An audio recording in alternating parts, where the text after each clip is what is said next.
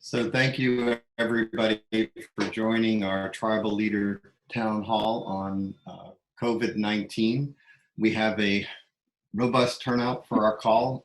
We have a lot of people on, and I think that's a good demonstration of how important this is for Indian country. My name is Dante Desiderio. I'm the Executive Director for NAFOA, and we will be addressing the massive $2.2 trillion spending bill that was just approved last night by the Senate and expected to be approved by the House on Friday. The bill is less of a stimulus bill and more of a social insurance bill that's designed to get direct aid to individuals, governments, and businesses that are hit hard by this national shutdown to prevent the spread of the coronavirus. So the bill represents about 10% of the nation's GDP at $2.2 trillion. And there's going to be checks going out up to $1,200 for individuals with an additional $500 for each child. And it also includes about $150 billion in funding for states, local governments, territories, and tribes, and includes $350 billion for small business lending and additional $500 billion for lending for governments and large companies. There's likely going to be more. Phase 4 is already being discussed with the realization that this will get worse before it gets better. And we've invited members of Congress and directors of national organizations to talk through the main provisions that relate to Indian country. It's all of our hope to provide the best information we can and be helpful in making these funds and programs available to tribes as fast as possible. We don't have all the organizations on the call. But all organizations have been helpful in working together to try to make things better at home in your tribal communities. I also want to thank the intertribal organizations for their work in communicating the tribe's needs and the attorneys and lobbyists for their strong relationships with the members of Congress, and they've been very helpful during this time. We especially want to thank the tribal leaders and their professionals who let us know what their community needs were throughout this effort. So just a reminder, the language that we sent out in the broadcast is the version that passed the Senate. This still has to go through the House, and hopefully the Congresswoman and the Senator can give us a little more insight on what that looks like. But before we get on to today's discussion, we want to open this with a prayer. During this time, I think it's especially important for us to do that during this great imbalance. So we're lucky to have Governor Joe Garcia, the previous governor of Oke-Awinge, and the previous president of the National Congress of American Indians. So Joe, do you mind opening us up with a prayer? Dante, can you hear me? Yes, we can, Joe. Okay, with all due respect, I'm going to head out today. No, I can't do more. But no, I won't get it to come for it. But we over here said over here, we moon. I'm about to be more. We also don't be here, we ain't married, be non taboo, we ain't married. In get kind of my Hema, but no, it could go to it. By keyboard, the sheep, the can point down. Run no ho. Oh, no more, and Bohana, I mean, not before Hurimu. We all said, oh, Rimo, I mean, Erimo, the Epuyan, about help perimene, by ordering a fan, part perimene, in why money, and Banori, he poetry, the second are poetry, and body start on poetry, in Toanamori, no, he can't demand, Rankui, why, San Waoriani, in the Dapo. Run on the quail no more. The quail hunts and we call no more. Bow wing or more. No, we're for younger to my way may. And but no, the seafood is a kind of point down on me. Run over man if you going, send direct to my hand. And buying that are the more painted to my hand. We were saying why the army in our hurry that for. I don't know that. And the poor and the water, high one and cocoa. Ladies and gentlemen, I call upon the Great Spirit today to be with us, to bind us together, to lead and give us the wisdom so that we can take action to protect our people, to protect our lands, that in the past withstood larger forces than what we're facing today. But we stood our ground because of the spirit of our ancestors, the spirit of the great one. We have endured and we have remained successful. But these are still trying times. So I call upon the spirits of your ancestors, the spirit of the great creator, that we all stand together, that we put the weight on our shoulders, on all of our shoulders, so that every nation, every Indian nation across the land will benefit from all of the things that we will have to do, and that we will be successful. The spirits say that, and it is time to re-invoke the power of the spirit, the power of our prayer, the power of our culture, the power of our language, the power of our people. And together, we will do what is necessary to again instill the productiveness of this country as we've done in the past. As our veterans served in the military to protect this country, as our leaders stood their ground to protect their people, but also to protect the United States of America. And this is what we're asking for. And it is so much appreciated that the organizations have come together to do this, because it is who we are. And we will never die. We will not fade away. And so let's continue to work together with the federal government, with the states, the counties, for our people, our young ones, our elders, our unborn ones, that we will be successful in all these undertakings. And so the guidance is requested from the great creator. And more power to every one of you. And please relay these thoughts back to all of your people. And together, our spirit, one united great spirit, will be the overcoming power upon which we will depend to overcome all of these things that are happening. So with all of that, I leave you kindly, and I leave you with respect. And I thank you so much, and Dante and Bayreen, for asking me to be a part of this. I know it's taken a little while, but I think it's duly required and duly needed and duly proper. So with all of that, that translation of what I had said earlier, so may the power of the Creator be with all of you and all of your people. Kundawaha. Thank you very much. Thank you, Governor Garcia, for those good words and things to remember during this time. So we're going to move to the action in the Senate. As most of you know, this bill passed late in the night, late last night in the Senate, and we're honored to be joined by Senator McSally. She has for those of you who don't know, Senator McSally represents Arizona in the United States Senate. But before jumping into the political arena, she served in the Air Force and was a combat veteran and rose to the rank of colonel, which is very impressive. She's a member of the Senate Committee on Indian Affairs. And she had a very strong effort, which we want to hear about in partnering with Senator Daines on putting forward a letter to Senator Mitch McConnell, and a dear colleague letter that really supported Indian country in the Senate debate. So we're appreciative of those efforts, and we're especially helpful in having tribes secure the $8 billion in stabilization funds for governments and IHS funding for over $1 billion. So we want to hear more about your involvement in the Senate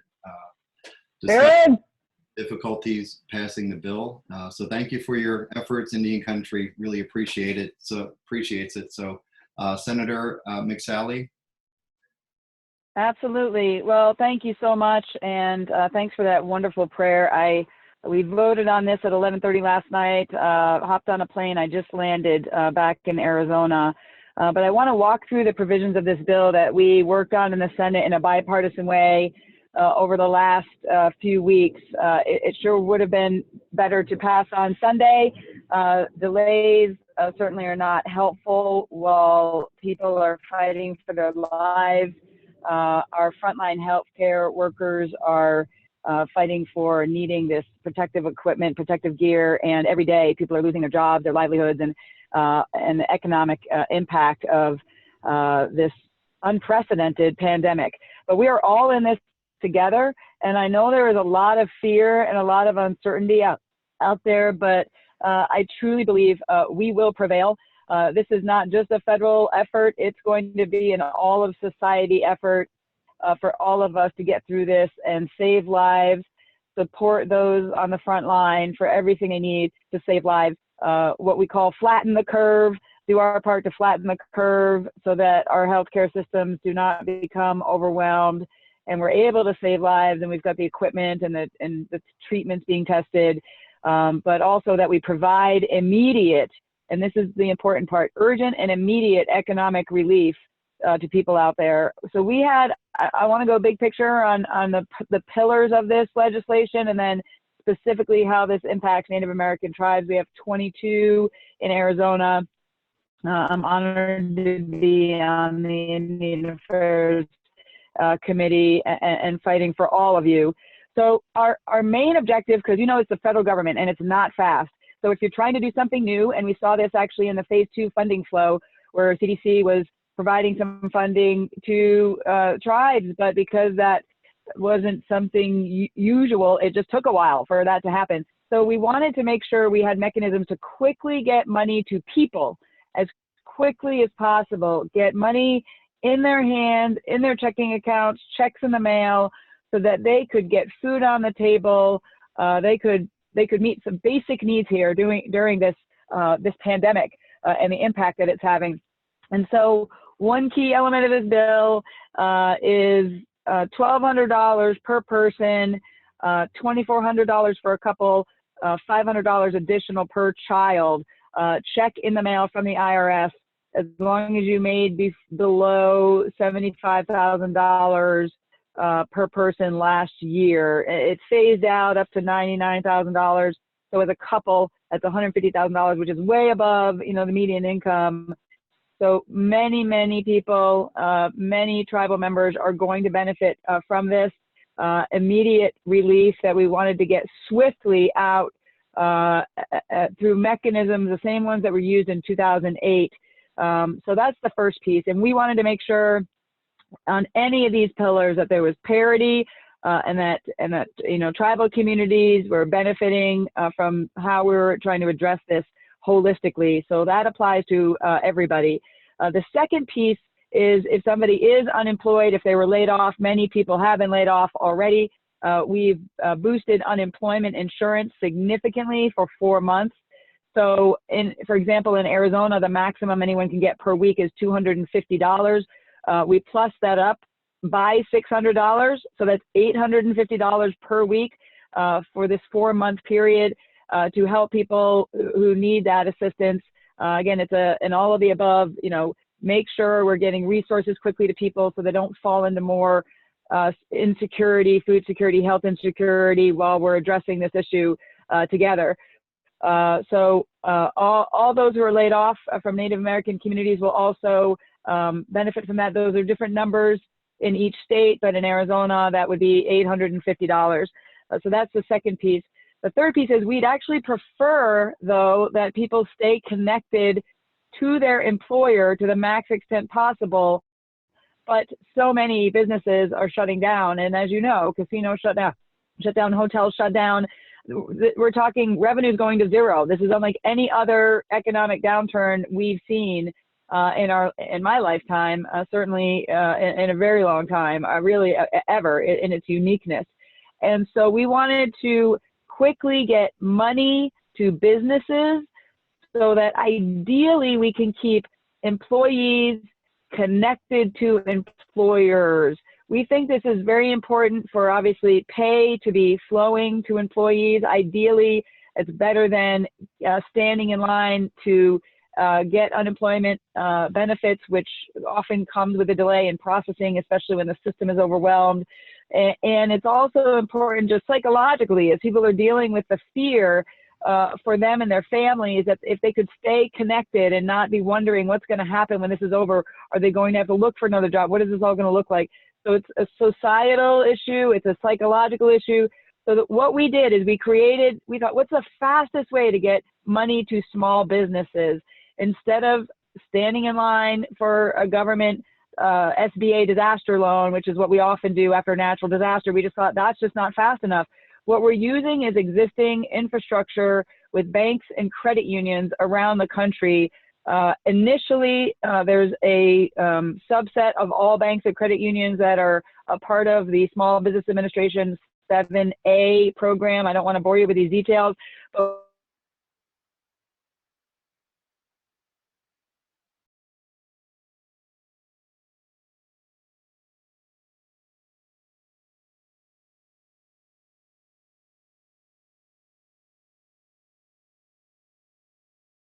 employers below 500 full-time equivalent could go into the bank, and I know there's a lot of challenges for, you know, in tribal areas for where's the closest bank. We didn't want to centralize this to one federal bureaucracy, so we wanted to distribute out to existing banks.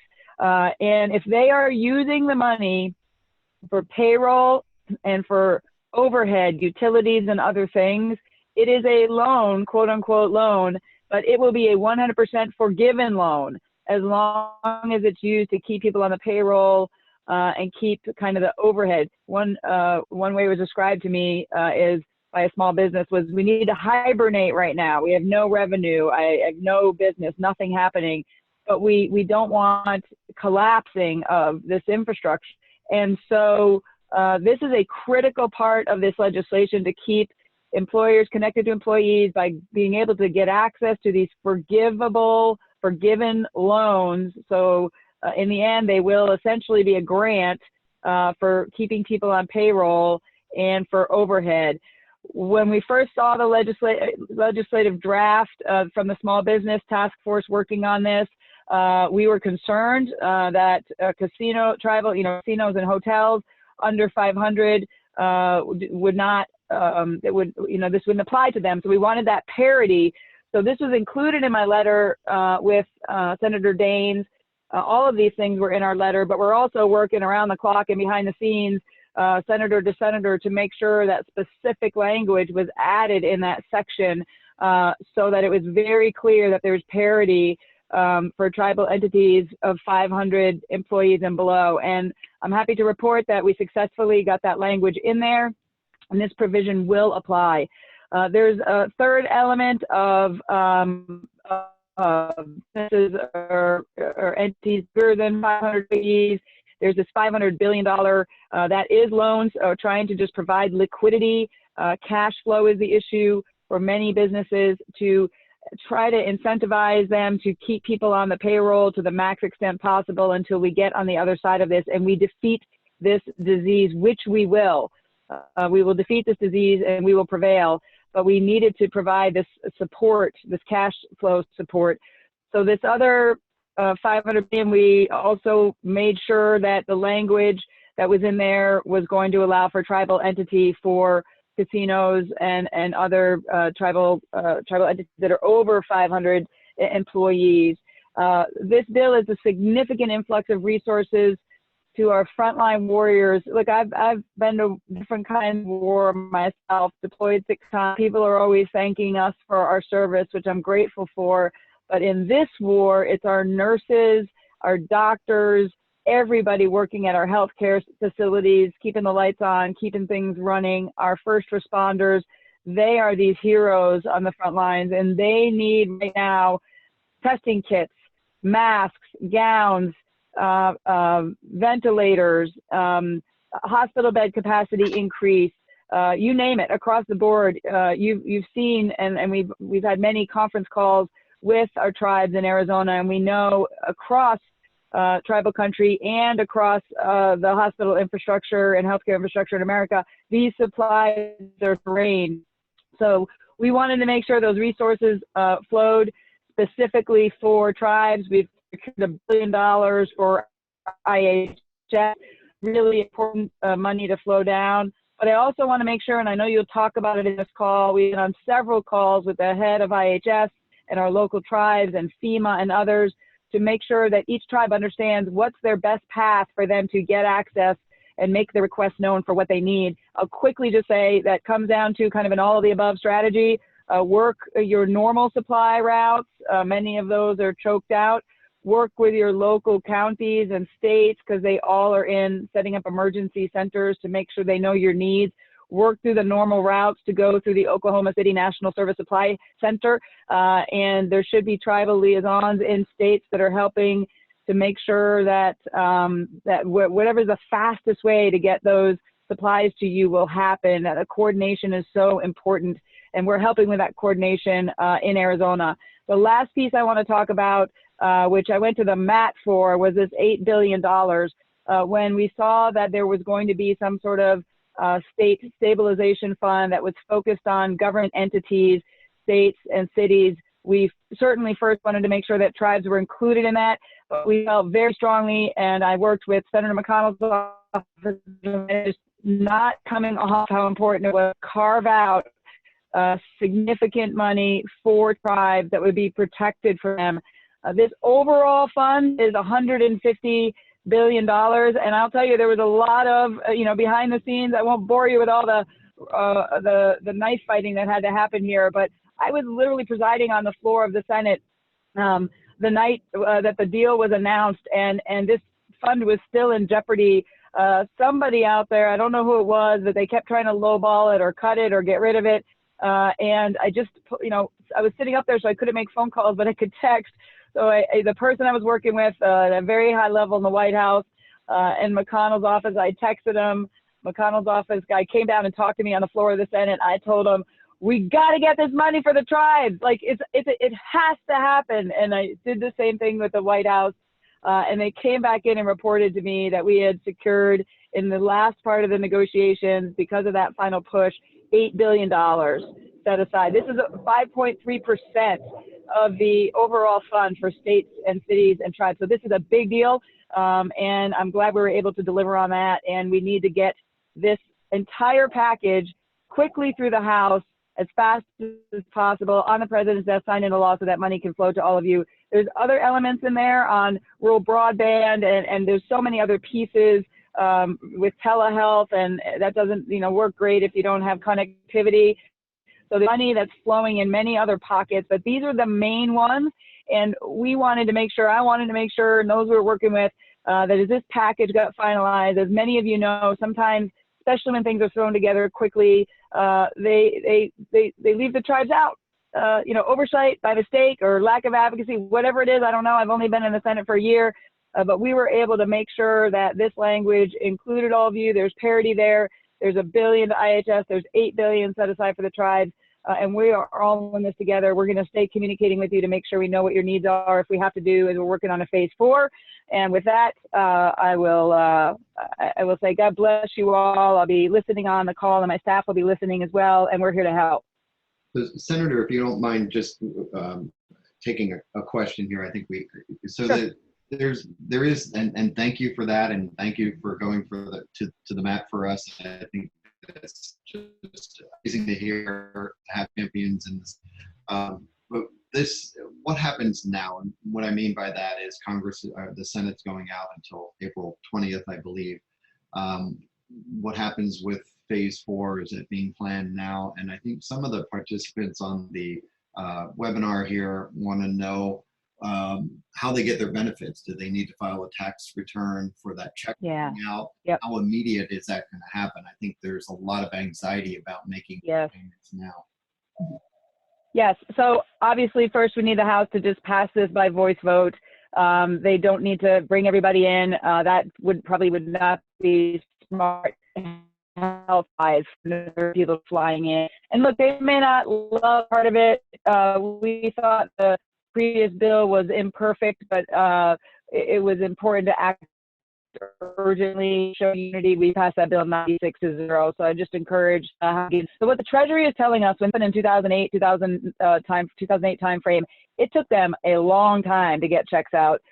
This time we are pushing on them. They realize how urgent it is.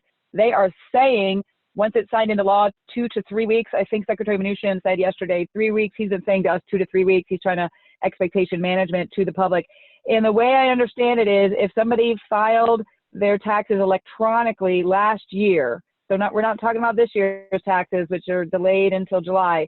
Last year's taxes, if you filed electronically and they have your bank information, they have the ability to put it directly into your bank account. That will actually come faster. If you did not file electronically and they don't have that information, they're going to be back. I've already asked a question. Some people the check may not find them right away because of housing instability or other things, and so they have to have some sort of mechanism for people. If their check doesn't find them, how do they find their check? But they're saying 2 to 3 weeks. We'll keep you in touch. You don't have to file anything, and it's those income limits that I just passed on to you. Secondly, phase 4, we're out of session for a variety of reasons. One being, this is a pandemic, and we also need to ensure that Congress is not being irresponsible about flattening the curve. 25% of the Senate is or more probably in the vulnerable category here, so no one's immune to this. But we still have responsibilities. I mean, we have to take risks if needed to support our constituents. So conversations will be ongoing for phase 4. If we can coordinate those virtually, there are ways for us to bring a few people in if things need to pass and do it by unanimous consent. We would need total consent or nobody would object. So there are ways to do this in the Senate and the House without dragging everybody back in. We've got to execute and implement phase 3 now. This is a massive, $2 trillion. But we'll be gathering feedback as it's being implemented as to what else needs to be done in phase 4. And we will not let the fact that we are planned to be recessed for a few weeks while we're also doing our part to flatten the curve stop us from continuing to help this country get through this pandemic. Okay. Well, Senator, I know you were kind enough to join us after your flight landed there in Arizona. Thank you for being on. We really appreciate it, and thank you for your work. We have a rush, but hopefully we'll just be for our town hall meeting. So absolutely, my team's on the line. I'll be listening as I drive home here, but I won't be talking. It's obviously got to be safe on the road. But we'll be listening. We're here to help. Whatever you need, please stay in touch with us. And, we're happy to do whatever we can to help implement everything that you all need as quickly as possible. Great. Thank you. So you can tell by Sally's comments that there was a lot of discussion and heated conversations about where Indian country landed in the Senate. So we're now going to go over to the House side of things and introduce Congresswoman Horn, Kendra Horn from Oklahoma. So the Congresswoman is from Oklahoma, where she represents the 5th District, which includes Oklahoma City, and it includes or is surrounded by a number of Oklahoma tribes. And just for levity, we'll give anyone $100 million from this phase 3 if you can guess the name of the mascot from the University of Tulsa, where the Congresswoman went to school. So Congresswoman Horn has been a champion for Indian country during this historic time in the country, and definitely a historic time in Congress. So she's certainly not the only one, but our efforts stand out along with others like Deb Haaland and Congressman Cole. We're hoping to hear your insight, Congresswoman Horn, on how the House will vote, and also talk us through some of your efforts on the House side. So welcome, Congresswoman Horn. Thank you so much, Dante, for the invitation, and thank you to everyone for participating in the call and for allowing me to be with you today. And Governor, thank you for that prayer, opening prayer. It is such an important reminder at this time for us to continue to ground ourselves back in community and focus and what we need, as well as in the practical measures that we have to keep coming back to that. And Dante, I am going to be very curious to see what the guesses are about Scott of the University of Tulsa, where I went to undergrad, because it is, as I think you alluded to, not something one would expect. So I will, I'll leave that maybe to the end and see if anybody guesses it. But again, I'm grateful for the opportunity to visit with you all. As I no doubt know many of you are aware, Oklahoma has 39 tribes, 38 federally recognized tribes, and I have a number of tribes in my district that overlap at least parts of it, and one of the largest urban Indian health centers in the country that is a hybrid model. So we have so many needs from our tribes, and we need to make sure that we are taking care of them. I'm glad to have great colleagues like Congressman Cole and Congresswoman Holland and Sharice Davids and so many others to help advocate for making sure that our tribes have access to the supplies they need. I think that Senator McSally covered a lot of the detail about what was in this House will take us. I'll talk about that in a minute. But I want to really emphasize the work that we are doing, have been, and I think continue to do to ensure that we're advocating for our tribes, to make sure that everyone gets the resources they need. And I think we have made a great start in that, of helping my colleagues in the House, as well as I know Senate, understand the critical need for us to ensure that Native Americans and tribal nations are included, and that all of Indian country is taken care of. So a few things from these past few weeks, because as was mentioned, this was the third measure that we have passed, or that the Senate passed, is the third bill to address this unprecedented health crisis and the resulting economic impacts. And we have much more to do. As you were no doubt aware, that first $8.3 billion funding was primarily focused on health research and getting money out to the communities. But one of the challenges is that we were finding that our tribal communities were not getting the need, and there are several pieces to this puzzle. One is that IHS and tribal health authorities and urban Indian organizations, as well as tribal nations, have direct access to the strategic national stockpile, and we have been working on that. And on Monday, I introduced a piece of legislation in the House to make sure that these that all of these different entities get access to the strategic national stockpile, because we cannot be leaving our communities behind. It is critically important at this time that we get the resources out to our care providers and those people who are doing the critical work on a day-to-day basis. And we will continue to advocate on that, because currently the tribal access to the stockpile has been limited and is not guaranteed in statute.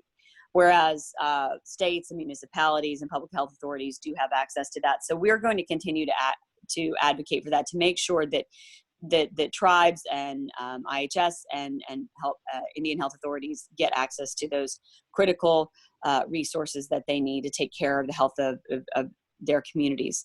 And I think that goes to the other pieces about making sure that the tribes are included in the funding. As Senator McSally mentioned, there are $8 billion in the package that the Senate passed, and there's also, as I understand it, $1 billion that will go to IHS, and we will keep fighting for that. Working with my colleagues in the tribal caucus and the Native American caucus in the House, we have been raising that concern and sent a letter as this third package was being negotiated to fight for tribal health communities getting the resources they need from these previous pieces of legislation because the funds and the support were coming too slowly, and fighting for $120 million to go to our Native American communities and health providers. And so I want to briefly go over just a couple of other things, and then I'd be happy to answer any questions and about what we're doing and what I think moving forward. Talk about the House, and I believe that we will see quick action in the House. I believe that we will see the House come together to continue this effort, because one thing we know is that this virus doesn't particularly care who you are or where you're from, and it doesn't distinguish between any type of partisanship. So we have to continue to come together and make sure that we're advocating the voices of all of the communities, and that the tribes get all the access they need. And we have demanded that I've demanded that we take action to address government revenue shortfalls for essential services for the tribes, the same as we are considering for the territory states and local governments, because that is critical. And that I think this bipartisan deal shows that there is a voice for Indian country, and we will continue to fight for that, knowing how important it is for all of us, because we're all in here. And I think that there will be continued work moving forward, that we have to continue to lift up the voices of Indian country and the unique needs and challenges that can easily be overlooked if we're not there to champion it. But I will continue to do that. And then I want to address other thing is access to education, housing, and food distribution, and other related issues that also impact Indian country, that especially in this time when many people are home, they are disconnected from their communities physically. It is incredibly important that we make sure that those people who are the most vulnerable have the access to the food, to the incredibly important access to funds to keep lights on. But one of the things that we have done, that I've been working on in the House, and I think we'll see hopefully in the next package, is ensuring that communities have access to water and power. We raised the issue water with the public utilities and got commitments from utilities to halt any shutoffs. And we are continuing to advocate for water and utilities support in these days, because it is so important, because we know one of the chief recommendations of the CDC is that we're able to wash our hands, and as people are at home, making sure that they have power and water as much as possible. I know this is different depending on different communities, but we'll continue to work on that. And finally, I do think that they move quickly. I am at home in Oklahoma and have been working remotely. Thankfully, we do have access to technology that allows us to continue these efforts, so that we will not, and are fighting for our community. But I'm in quarantine for a couple more days, because I was in contact with one of my colleagues who has tested positive for the coronavirus, and making sure that we're doing everything we can to model the behavior that we need to flatten the curve, to keep our community safe, to give our frontline workers and our healthcare professionals, as well as in critical service industries, people that are working in grocery stores, the workers that are making sure that our gas stations stay open so we keep going. All of those things are critically important.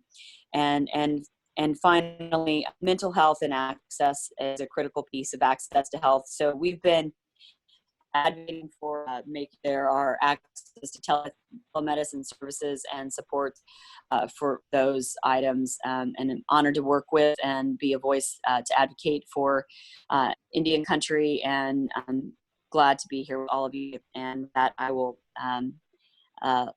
turn it back over for any questions. Thank you, Congresswoman, and thanks for that background on all the things that you've been involved in on this effort. I think still some things on what happens next. I know we heard some concern over interpretations of eligibility, and my impression is that this bill, this legislation, is really designed, especially on the definition side, to be as broad as possible. So is that your impression, and is there an effort that we can start working on to make sure that the agencies getting our congressional support behind this to get the most generous interpretation?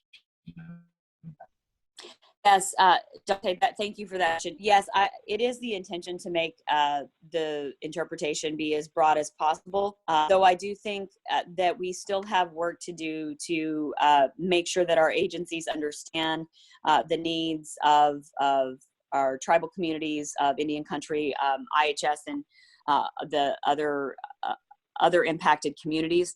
A few things that are going into this. One is, as you can imagine, the speed at which things are moving is, even though many of us I know have been frustrated at varying points, it seems that things were being stuck. The speed at which things are moving means that we are continuing to get answers moment by moment as we understand how these things are going into place. So I would recommend communicating with the agencies, communicating with your members if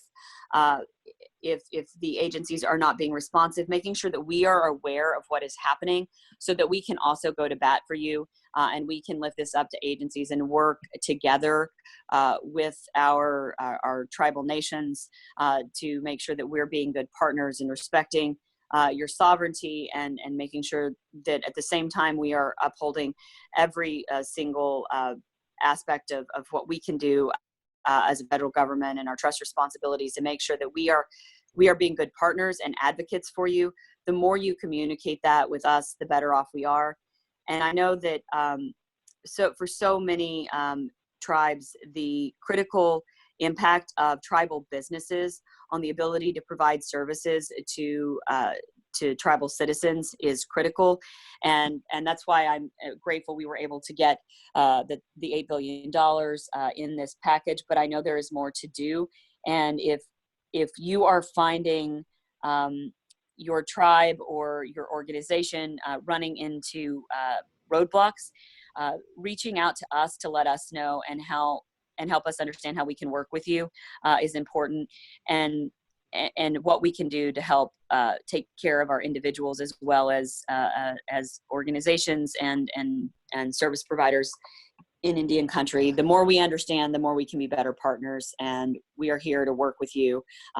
Both, I will say this for myself, as well as my team, and we are here to help fight for making sure that Indian country gets the resources that they need and to protect our Native American communities. And thank you, Congresswoman, so much for your help as you're out and the offer to help us going forward with the distribution of programs and funds, and also thank you for your work on the census. We appreciate it. So we're going to go now to talk through some of the sections. We've divided this town hall meeting up into 3 sections: governance, healthcare, and economic. So we're going to hear on the governance side of things. And before we jump in, I just want to remind the panelists and some of the others on some of the organizations on that we have a whole queue of questions. If we can start answering those questions, if you all know those, that would be great. But we're going to jump in and hear from Kevin Allis, the Chief Executive Officer from National Needs, comments and things together and pulling the organizations and others together in this effort. So Dante, thank you very much. Good morning, good afternoon to everybody. Glad to have you here. First, a couple of thank yous. I want to thank Head Councilman Joe Garcia from Okewinge for opening up this important meeting for us. NCAI is very lucky to have had Joe as a president. Joe currently sits as a member of our executive committee, and his wisdom is extremely valuable to me, to my team, and to all country, Indian country. And so, Head Councilman Garcia, thank you very much. Also want to thank Senator Martha McSally. We know you were in the trenches fighting for us earlier this week. We greatly appreciate that.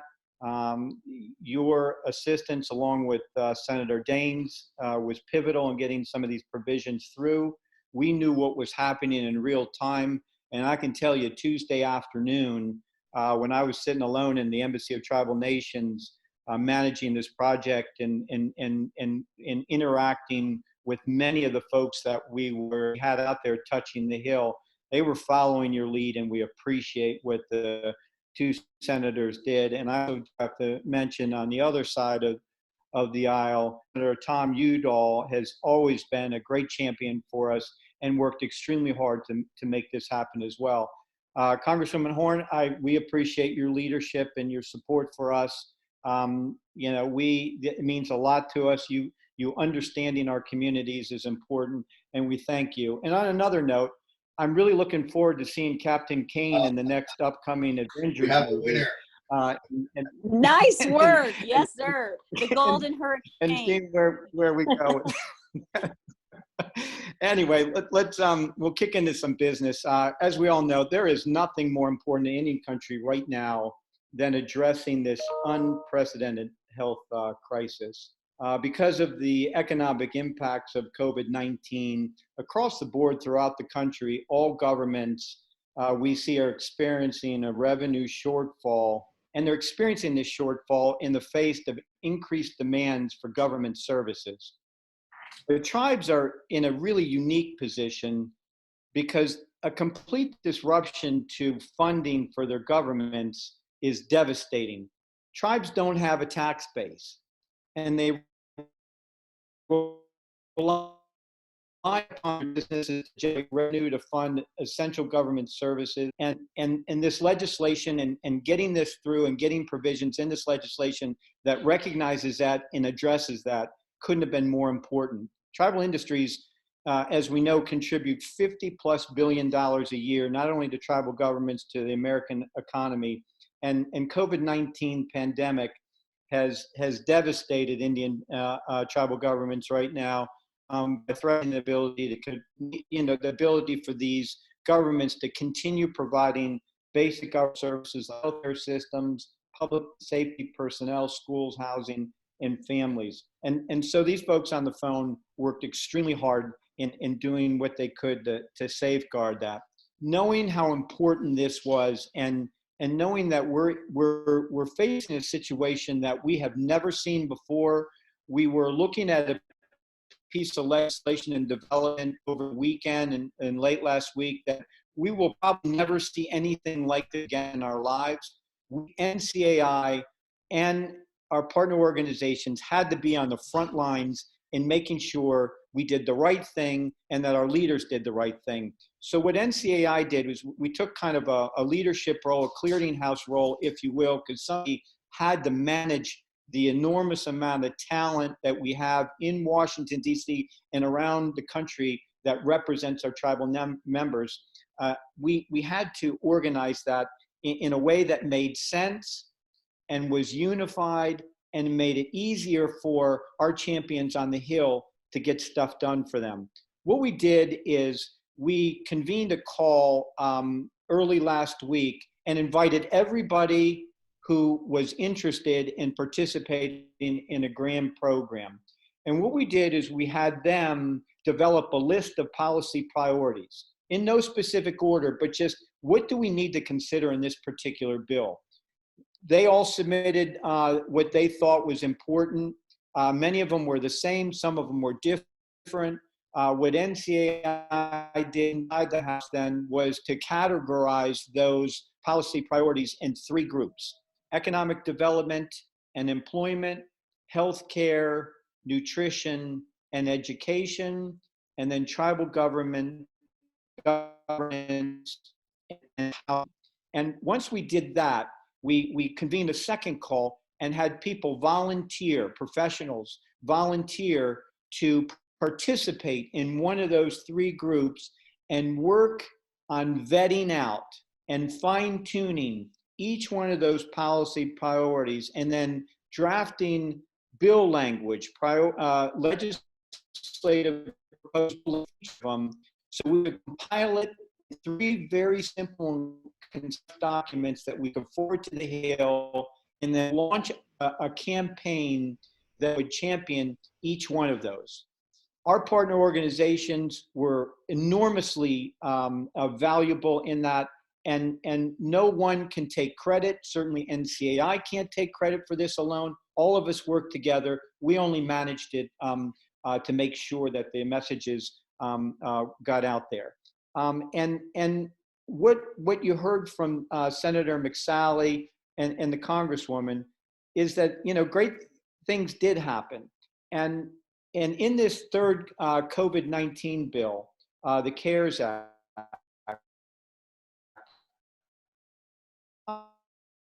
some of you already have to refer to speakers that will follow to talk in more detail, but this is what we saw come across the finish line in the Senate. An $8 billion relief fund that will allow tribal governments and tribally owned entities to be able to address and face new declines. Tribes' eligibility in the Small Business Act Section 7A Paycheck Protection Act provide one federal loan guarantees up to $10 million to cover costs like employee salaries, paid sick and medical leave, mortgage and rents, and employee health insurance policies. Reimbursement for unemployment insurance, reimbursement for half their incurred unemployment benefit costs. Those are for reimburser tribes. Federal education waivers. We'll hear more about this and some other things from Diana Kenoyer from NIEA. Authorizes the Department of Education to waive provisions of the Elementary and Secondary Education Act for all BIE schools, including Tribal 638 contract schools and Tribal 297 grant schools. Extends the Special Diabetes Program for Indians at FY 2020 levels through November 2020. Indian Health Services provides $1.032 billion in critically needed resources to support tribal health systems during the pandemic. Bureau of Indian Affairs will get $453 million to provide aid to tribal governance that supports welfare assistance and social service programs, to expand public safety and emergency response capabilities. BIE will get $69 million for response needs at BIE funded schools.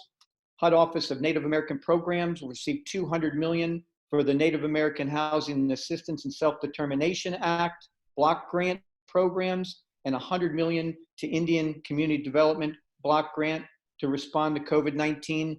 Tony Walters will talk a little bit more about that. Food distribution programs on Indian reservations, enormously important, provides $100 million to the program that provides USDA commodity foods to low-income housing. Colby Dern will talk a little bit about the Older American Act of Nutrition Services. And finally, Indian Child Care Development Block Grant provides between 70 to 96 million for programs that serve low-income families, help defray the cost because of the COVID-19 response. All of this is critically important, and were all action items that our large group, broken into 3 work groups, advocated tirelessly over the past week. I really have to also thank our tribal leaders out there. These folks are boots on the ground and dealing with this every second of the day right now. And this is nothing that they anticipated, even as short a time period as 3 weeks ago. They've done a phenomenal job so far dealing with the crisis and also relaying information to us that we could use to and filter into our messaging as we continue and continued to stress upon our champions to make sure these things got into the bill. We encourage all tribal leaders out there, continue to reach out to us, continue to reach out to our tribal organization partners to make sure we have the real-time information we need to make sure that message gets to where it needs to go. And just so everybody knows, the work is not done for us. We are now entering phase 2. We already have calls scheduled for this afternoon, each of the 3 work groups, on building out a strategy in very short order that will ensure that everything that Congress intended in this legislation is properly implemented and distributed out to Indian country, whether it be a directive or whether it be a service or whether it be funding.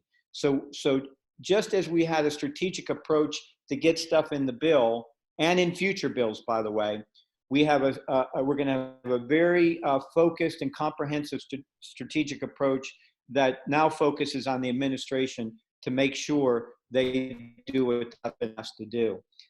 So on that, I'll stop there, and I'm going to turn it over now to Colby Duran, who is the director at the University of Arkansas's Indigenous Food and Agriculture Initiative, to talk a little bit about what kind of food nutrition programs will be aided through this legislation. Colby? Hi, thank you very much, Kevin. And thank you to Dante and NAFOA and NIHB, Stacy, and Sherwin for all your work on this and coordinating all these efforts. My name is Colby Duran. I'm the director of the Indigenous Food and Agriculture Initiative at the University of Arkansas. Just a little bit quickly about us. We work to support tribal governments, tribal food producers, and tribal food businesses, and really supporting and empowering food sovereignty, and really putting the tribal sovereignty and food sovereignty, looking at law and policy analysis. Through that, we're also the research partner in the Native Farm Bill Coalition,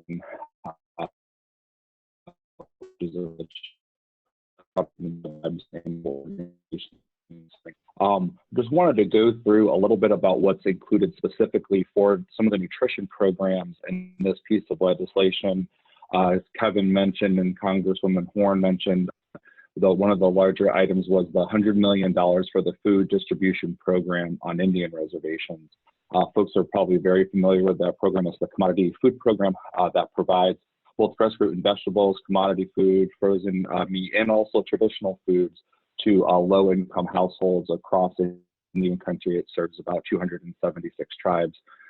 Included specifically in this legislation that is broken out for that $100 million is $50 million for food purchases to handle some of the additional participants and the need for food that we're seeing currently, and also $50 million to address facility improvements and equipment upgrades to not only store the food, but also be able to help get that food out to folks that need it most. I'll be going just kind of a little bit more in depth in that in a second about what that means, what we're seeing, and how this support will be helping on the ground with some of the immediate impacts that FDIPR is seeing with the COVID-19 emergency response. Additionally included for nutrition funding is $20 million for the Older Americans Act, specifically for Native American nutrition grants. A lot of these are the Meals on Wheels and also providing food to elders throughout Native communities. So that additional support will be very helpful. I also wanted to flag, because it's an important program throughout Indian country, is that there is an authorization of funding for the SNAP program, for the Supplemental Nutrition Assistance Program, which is the food stamp program. This is just a straight authorization. In the next couple of days and weeks, in the 4th and 5th packages that go forward, there will be efforts by a lot of anti-hunger organizations like Mazone and FRAC and others looking to be able to try to increase this by 15% based upon the need they're seeing in the SNAP program. Additionally, specifically with nutrition, there's an $8 billion Health for Child nutrition programs. This includes WIC and some of the school lunch programs as well too, that are providing essential food services to those participants, particularly during this time.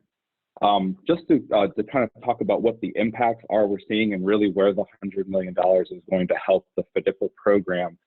Some of the data and concerns that our team at IFAI and our research director, Aaron Parker, has kind of put together in our work with the National Association of FDIPR. Just in the survey that we did quickly, we're seeing already an average of an 11% increase in new participants across the board. And that's kind of a low, probably a lower estimate. And we know that some sites are seeing at 50% or more increase in people that are coming in with new participants, and also folks that have historically been participants. And we know that number is going to be increasing substantially as a lot of tribal governments and businesses are closing and folks are out of work. We're also seeing strong increase in what's called the take rate and the foods that are available for folks who are on that program. And now this is kind of a direct response, not only to the additional needs and additional people who are coming to be served by the program, but because of the lack of food within grocery stores that's available. So the items that folks might be using their limited resources on to purchase at grocery stores, they're looking to the FDIPR program for those important items. A third impact that we're seeing currently is supply chain and inventory ordering issues from the national warehouse, where there's items that currently aren't available or aren't being sourced. A lot of these are starting to see things happen with fresh fruit and vegetables, other frozen vegetables, and meats as well too. So there's concern about some of the supply chain being able to keep up with the demand that we're currently seeing. Also, there's a lack of some of the existing infrastructure to handle new people in food storage. Many FDIPR sites are almost at capacity with their storage and refrigeration and freezer units as well too. So there's a need to build this out to house the food that's going to be able to help the folks that are going to be coming onto this program. One thing I wanted to flag for a lot of folks is that USDA does have a Foods Disaster Assistance Program that tribes are eligible for, as well as FDIPR sites are eligible for. We know that several tribes have applied for this. This will require additional support to help increase the warehouse inventory, as there will need to be a place to kind of store these foods. So hopefully these funds can help and support this. Going forward with implementation, when the House votes on this and this ends up going to USDA, a couple of key points that we wanted to kind of address. First, the money we know will be going to the Food Nutrition Service, which oversees this program. And again, FDIPR is a tribally run program. So the process is a little bit to be determined right now. We do know that in the conversations with FNF that they are open and they're going to be doing weekly calls with the FDIPR program managers, with the National Association and tribal leadership to talk through things that are happening on the ground. I was just had a call with USDA today, where they talked about some of their willingness to not only do this, but to help out any way we can. And that goes to the second point, really, of supporting as much administrative flexibility in the program as possible. With so many new people coming to the program and needing to be served pretty quick, with some of the challenges with having limited staffing and availability, the FDIPR sites need to have as flexible a process as possible to certify people and to get food into their hands. And so we hope that that expedites not only getting people on the program, but expedites the funding. There also needs to be some funds to help be able to cover the administrative costs. So hopefully some of the money can support that, and ways for USDA to waive the tribal cost share in the program, which is 20% right now. That's hopefully something that they can do administratively. Further, there is another commodity program mentioned within this language, so we want to make sure that FDIPR not only has priority access to the $100 million, but also that the foods that are bought for FDIPR must go to the FDIPR programs. It's an issue that we've seen in the past with some funding, so we want to make sure that this money not only purchases the foods, but gets the foods directly to the FDIPR programs and participants. And then lastly, with social distancing and with FDIPR having about 42% of their households having an elder over the age of 60 in them, we know folks that are in more of the vulnerable categories are going to need to have increased delivery and also other service options like prepackaged food. So the support to be able to provide those is going to be critical. Glad to talk through any questions or any outreach that folks have on this. We have more information on our website, Indigenous Food and Agriculture Initiative.com. You can also email and reach out to me directly. My email is cduren@uark.edu, and be glad to answer any questions that folks have when we get to that part of that program. Great, thanks, Colby. Colby and the following speakers, Diana and Tony and Stacy and those that follow, were all part of this effort, and their expertise was really important. The whole effort included 18 tribal organizations and 106 lawyer lobbyists in DC, and these folks were very valuable. I'm now going to turn it over to Diana Kenoyer, the Executive Director of the National Indian Education Association, to talk in a little more detail about the educational pieces, the education pieces that are in this legislation. Thank you, Kevin. I just want to say hello to everyone, my relatives, friends, and colleagues. This has been a trying time, I know, for all of us at the local level, as well as all of our tribal leaders, our community members, and our national organizations.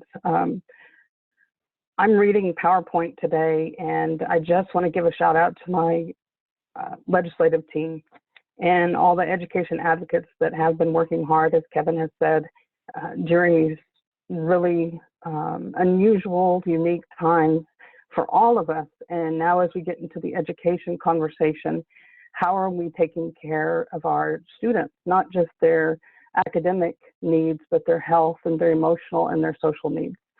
So I will start with the next slide, please. So overall, Bureau of Indian Education Operations is $69 million. These are for programs through September 30th, 2021. Not less than $2 million shall be for tribal colleges and universities. In considering this package, $78,000 is for the Institute of American Indian Arts and Art of Culture and Arts Development. The Education Stabilization Fund, a little over $153 million. 0.5% of that is a tribal set aside for programs that are operated or funded by the Bureau of Indian Education, and this does include tribal colleges and universities. Another billion or so are for parts A and B of Title III, which this includes minority serving institutions, tribal colleges and universities, Native Alaska, Native Hawaiian serving institutions, and Native American serving non-tribal institutions. Additionally, museums and library services, $50 million to expand digital network access, purchase internet accessible devices, and provide technical support. Additionally, matching funds, which are required by states, tribes, libraries, and museums, are being waived at this time. BIE and tribally controlled schools are eligible for the Department of Education streamlined waivers for statutory and regulatory requirements specifically related to assessment, accountability, reporting requirements, in addition to other grant requirements that are in regards to restrictions for carryover limitations or individual requirements under student support, academic enrichment programs, also including assessments and accountability. Next slide.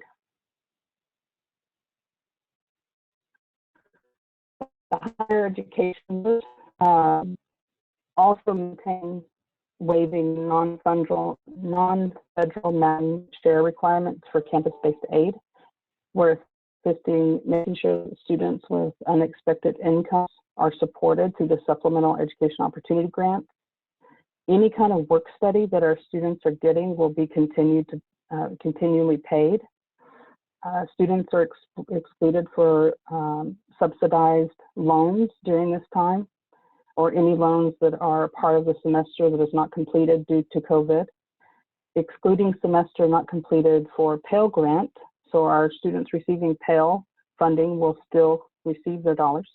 Waiver requirements on amount returned for loans or grants by institutions and students based on student withdrawal due to the emergency. A waiver for calculation of satisfactory academic progress. Additionally, the Secretary shall suspend any payments due for student loans for 6 months, and interest shall not accrue for the period of the suspension. Waiver authority and reporting requirements for institutional aid to ensure institutions, including our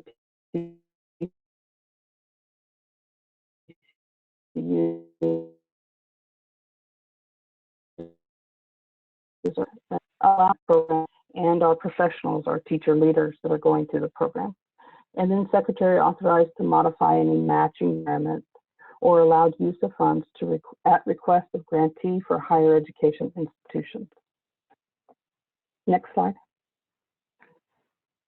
Waivers for the National Lunch Program. This is the Coronavirus Prevention Act. States may require or request waivers for the National School Lunch Act or the National Child Nutrition Act for the purpose of providing meals and meal supplements during the school closures.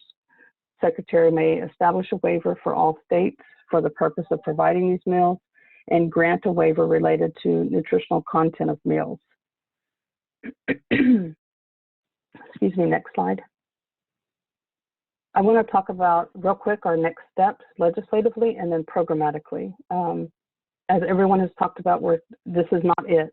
This package does not mean we're done advocating and we're done working with folks on the Hill and working with you all at the local level, looking for an additional $9 billion in funding for school nutrition. We understand that a lot of our students, public schools and bureau-operated schools, provide lunch, breakfast, and sometimes snacks afterwards to our students, and how are they receiving these funds, not just now, but through the summertime.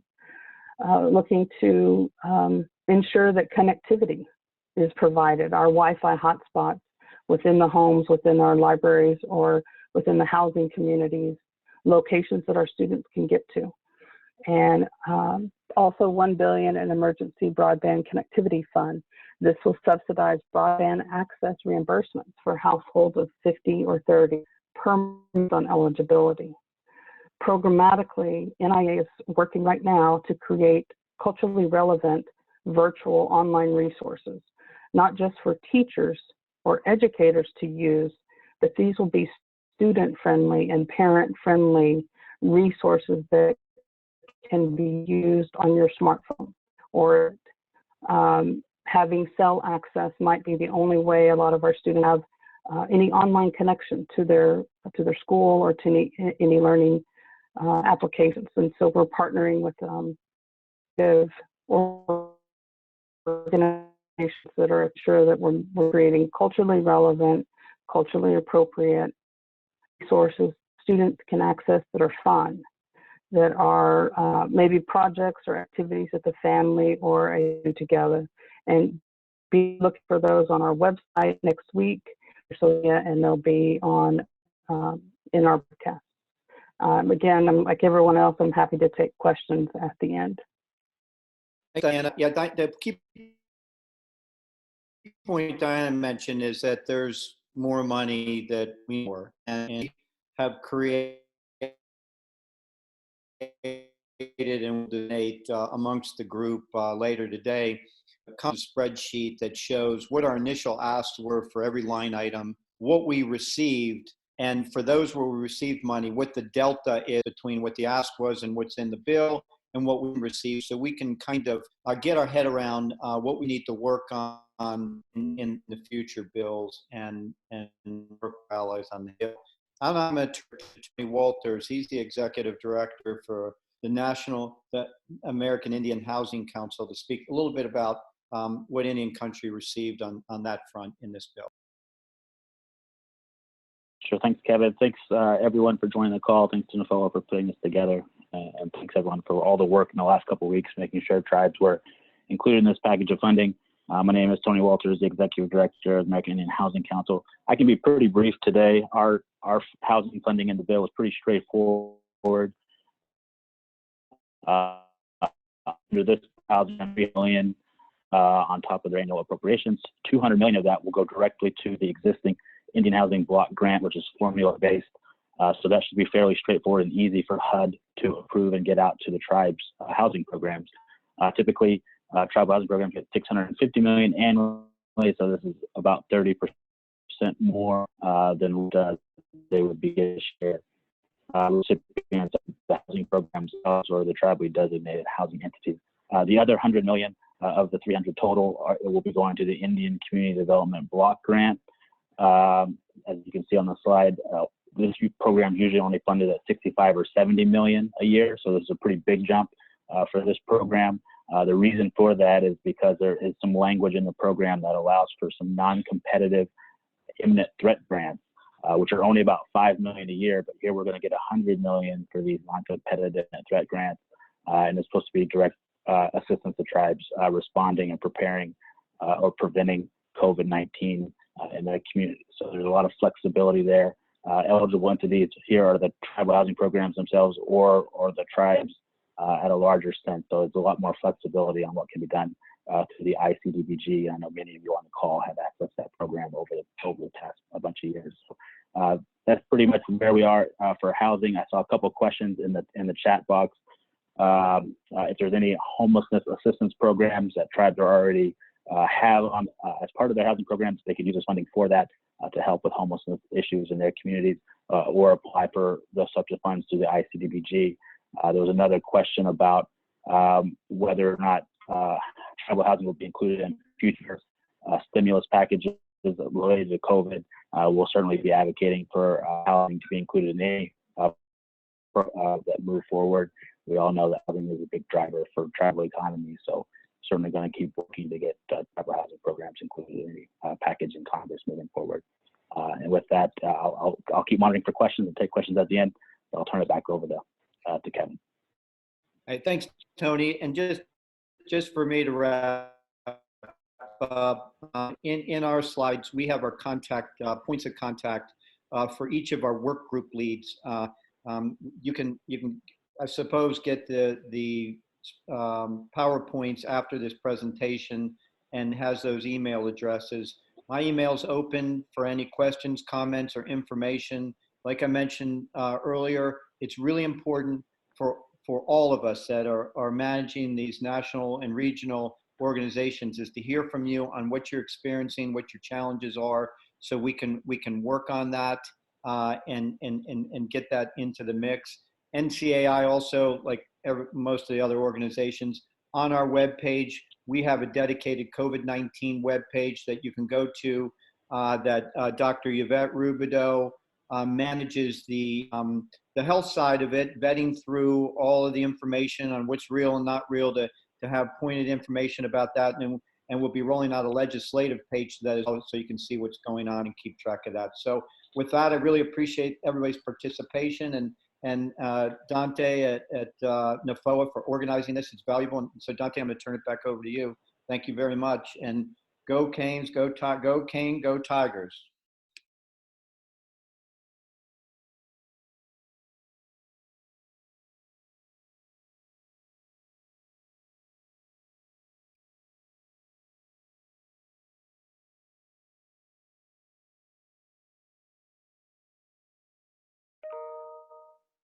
Hello? Yeah, I'm here. So sorry, I was being respectful and had the phone on mute, but so we're going to go to healthcare. This is the issue that tribes are dealing with now, and I think Stacy has been really active on making sure tribes are included. I think maybe something that's a little different. We're focused on phase 3, but Stacy is knee-deep on figuring out how to get the money out to Indian country in the first 2 phases. So Stacy, we'll turn this over to you. Thank you, Dante. Good afternoon, everyone. And I want to thank you for your time, for investing your time with us today so that we can come to an understanding together of where we are and where we need to go next. I really appreciate it. Do we have the slides? So just ask it to go next and next one. So the next one, please. There we go. Great. Okay, so in phase 1, just a quick wrap up here. The CDC funding tried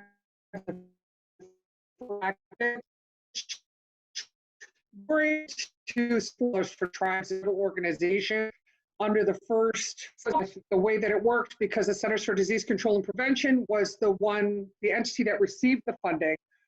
And we knew, we've worked very closely with CDC for many years.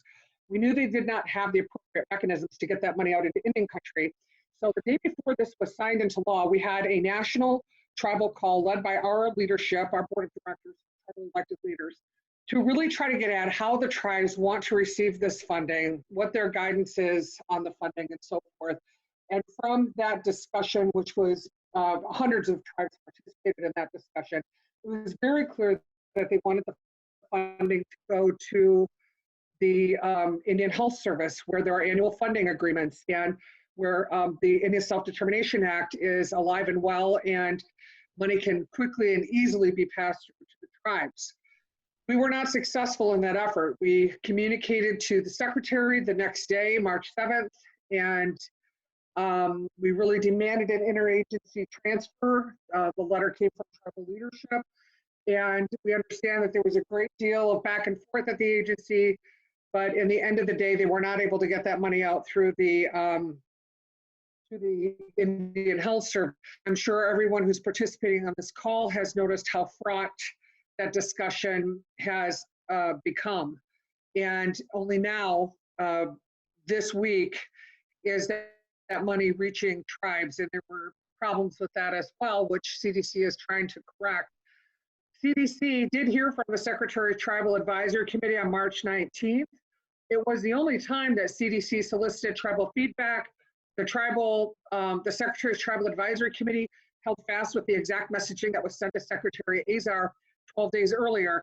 And at the end of the day, their advice was not heeded. Next slide, please. So in phase one, there was $30 million to regional tribal organizations. This is how the CDC broke this out. 9 regional tribal organizations, Navajo Nation, Chickasaw Nation, and Choctaw. Then an additional $40 million was added. We believe Tom Cole was instrumental in getting that funding out for the tribes. It's going to go out through non-competitive grants to Title I and Title V tribes. $2 million was identified for the National Indian Health Board to monitor and lead national tribal communications around the COVID healthcare aspects of this outbreak, and $8 million was set aside for the National Council of Urban Indian Health to distribute to the further. I can just tell you, NIHB did not ask for that funding. That was something that CDC put out, and our board had approved that that would be okay for us to continue to search for that.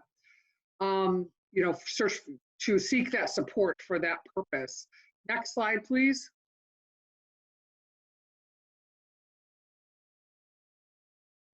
So in phase two, I'm going to ask my colleague and the Director of Congressional Relations for NIHB, Shervin Azami, who's really just been amazing, an amazing and fearless advocate for the tribes throughout this process. Shervin, why don't you take phase two and brief everyone, please. Happy to. Thank you so much, Stacy. Good afternoon, everyone. Thank you so much for joining us to run through this under the second package. We were successful in securing $64 million in direct funding to the Indian Health Service. That money goes into the IHS services account, and the money is available for all of the different line items within that account. So funding for things like hospitals and health clinics, community health representatives, purchase and referred care, public health nursing, and everything in between. That's what that $64 million is specifically for. In addition to that, the agency, meaning IHS, was able to secure an additional $70 million through the HHS Public Health Emergency Fund. Those were dollars that were appropriated under the first COVID package that IHS was able to secure. And so the total amount of funding that has currently been signed into law and available specifically within IHS for COVID-19 is $134 million. That money is available through September 30th, 2020. And it's basically for COVID-19 related response efforts, prevention, treatment, what have you, all within the IHS services account. In addition to funding for being able to secure additional medical supplies, personal protective equipment, and so forth. And you may all have known, and many of you may have participated in a national IHS All Tribes call that was held at the beginning of this week, specifically soliciting the guidance and feedback from tribal leaders as to how the funding should be disseminated. It was pretty uniform that the tribes want the money to come through their annual funding agreements with maximum flexibility so that the tribes as sovereign nations are able to utilize those funds as they see fit to protect and preserve life within their communities. Moving on to the next slide.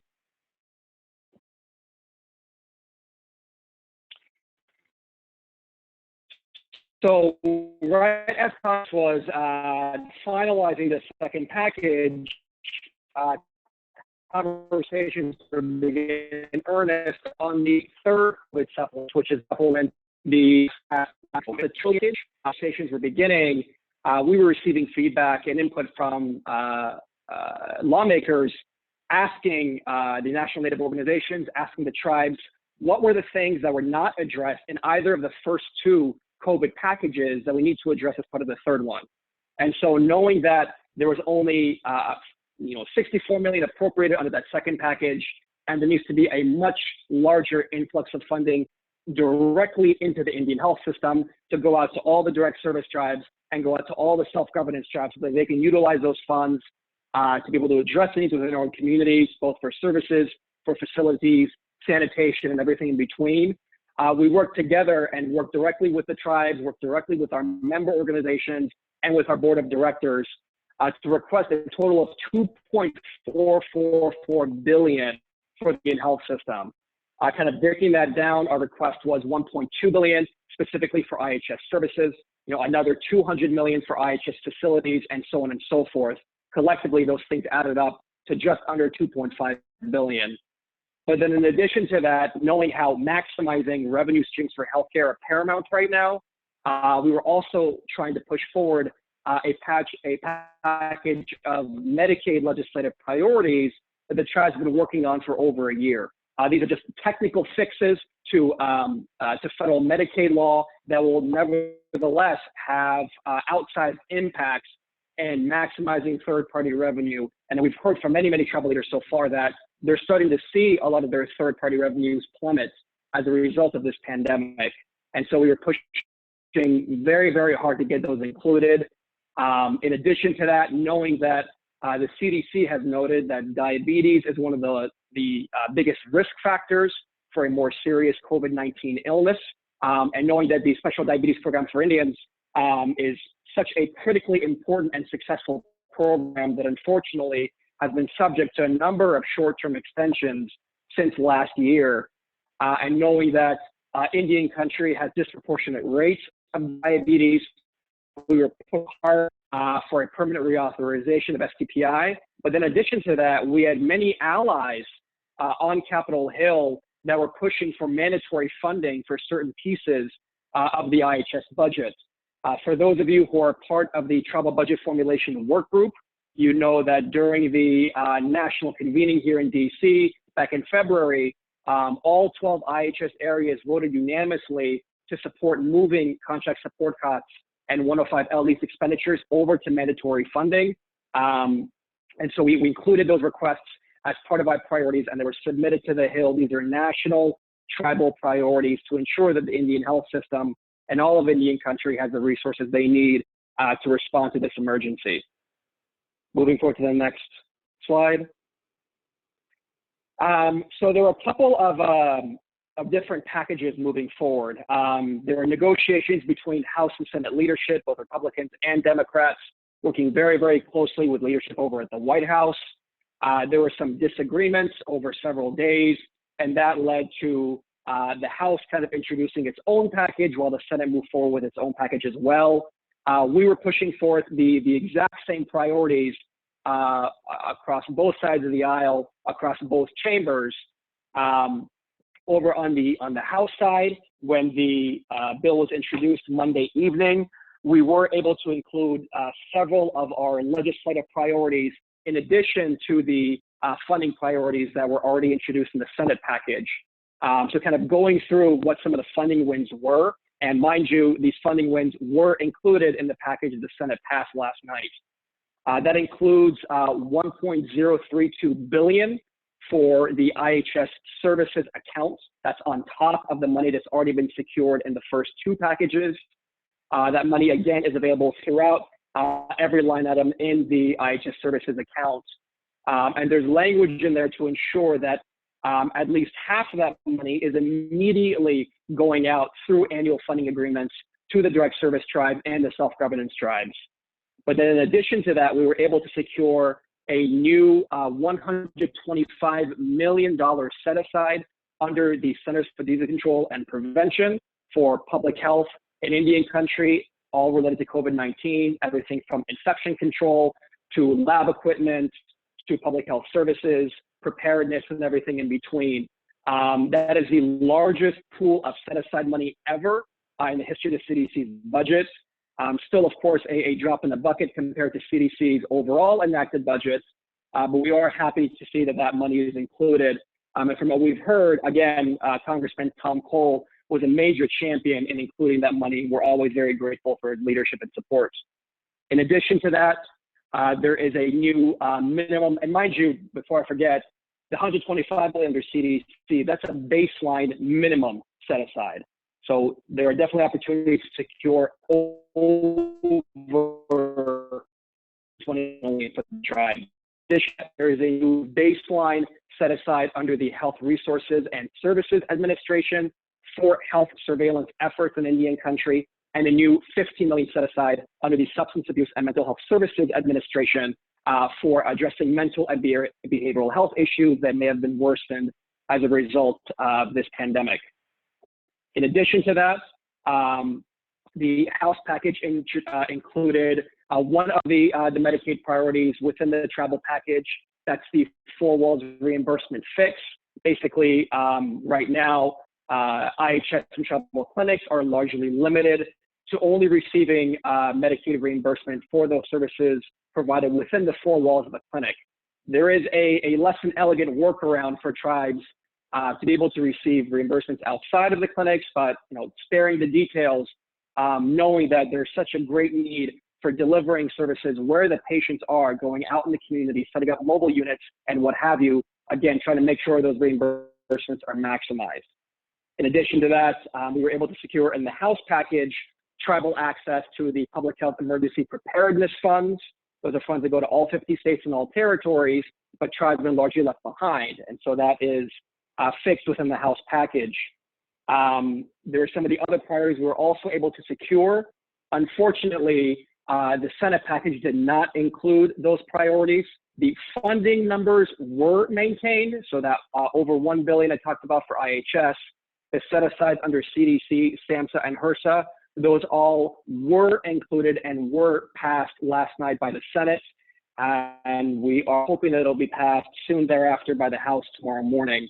And as was mentioned earlier, unfortunately, we were not successful in getting that permanent reauthorization for STPI included as part of this third package.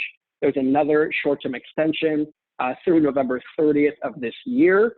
But as others have mentioned, over the next several weeks, more towards the end of April, there's going to be some movement on a fourth package. And so all of these tribal healthcare priorities that were not included in this third supplement will very much be in play, and we're going to be pushing deeply to make sure they're included in this fourth package. Moving on to the next slide. Shervin, just 1 second, please. Sure. So on this slide, you see that there's $125 million in tribal set aside to go for through the Centers for Disease Control and Prevention.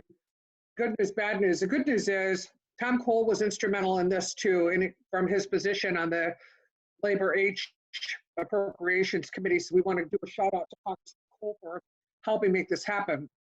But the other side is CDC didn't get this right the first time. We're almost a month into getting the first 40 million set aside for CDC to get to the tribes. The tribes haven't gotten that money yet. So I just spoke with my chairman before this call. Our board is going to be taking a more aggressive stance on this with the White House, with others, to try to find a way to get this funding to the tribes much more expeditiously. And one of the questioners in Q&A mentioned that CDC didn't even follow its own tribal consultation policy, and that is true. We have an interesting kind of dilemma here. We stand on the ground that when the government made treaties with tribes, it was the entire full faith and confidence of the entire American government that made those treaties and those promises, and therefore the response and responsibility for those promises being kept span across the entire federal government. And when it comes to healthcare, that means healthcare does not begin and end at the doors of the Indian Health Service. So we can look at this a couple of ways. One way is CDC has got to learn how to work with tribes. They are not smooth with this. They are not, they don't have the humility to listen to tribes and act in good faith in a way that the tribes wish to be worked with and adhered to and respected and honored. So we have no choice but to find ourselves at a teachable moment, because we want a long-term relationship with CDC to build public health infrastructure in Indian country.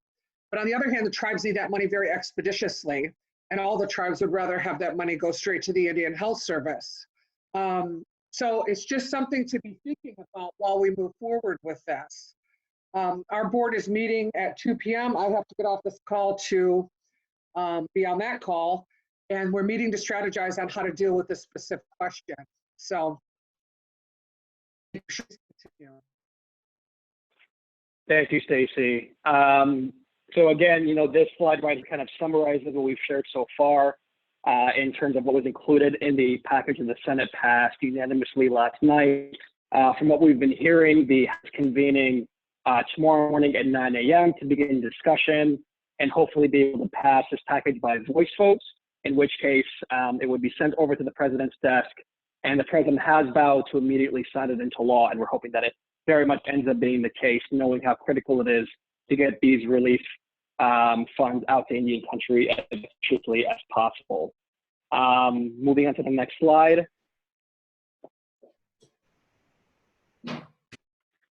So in addition to the tribal specific provisions, I mean, this was quite a behemoth bill. I think we've already shared how it's been the largest relief package in U.S. history. And so there are a lot of provisions in there outside of the tribal specific provisions. But nonetheless, many of those provisions may very well impact healthcare within the Indian health system. For instance, there was over 100 hospitals.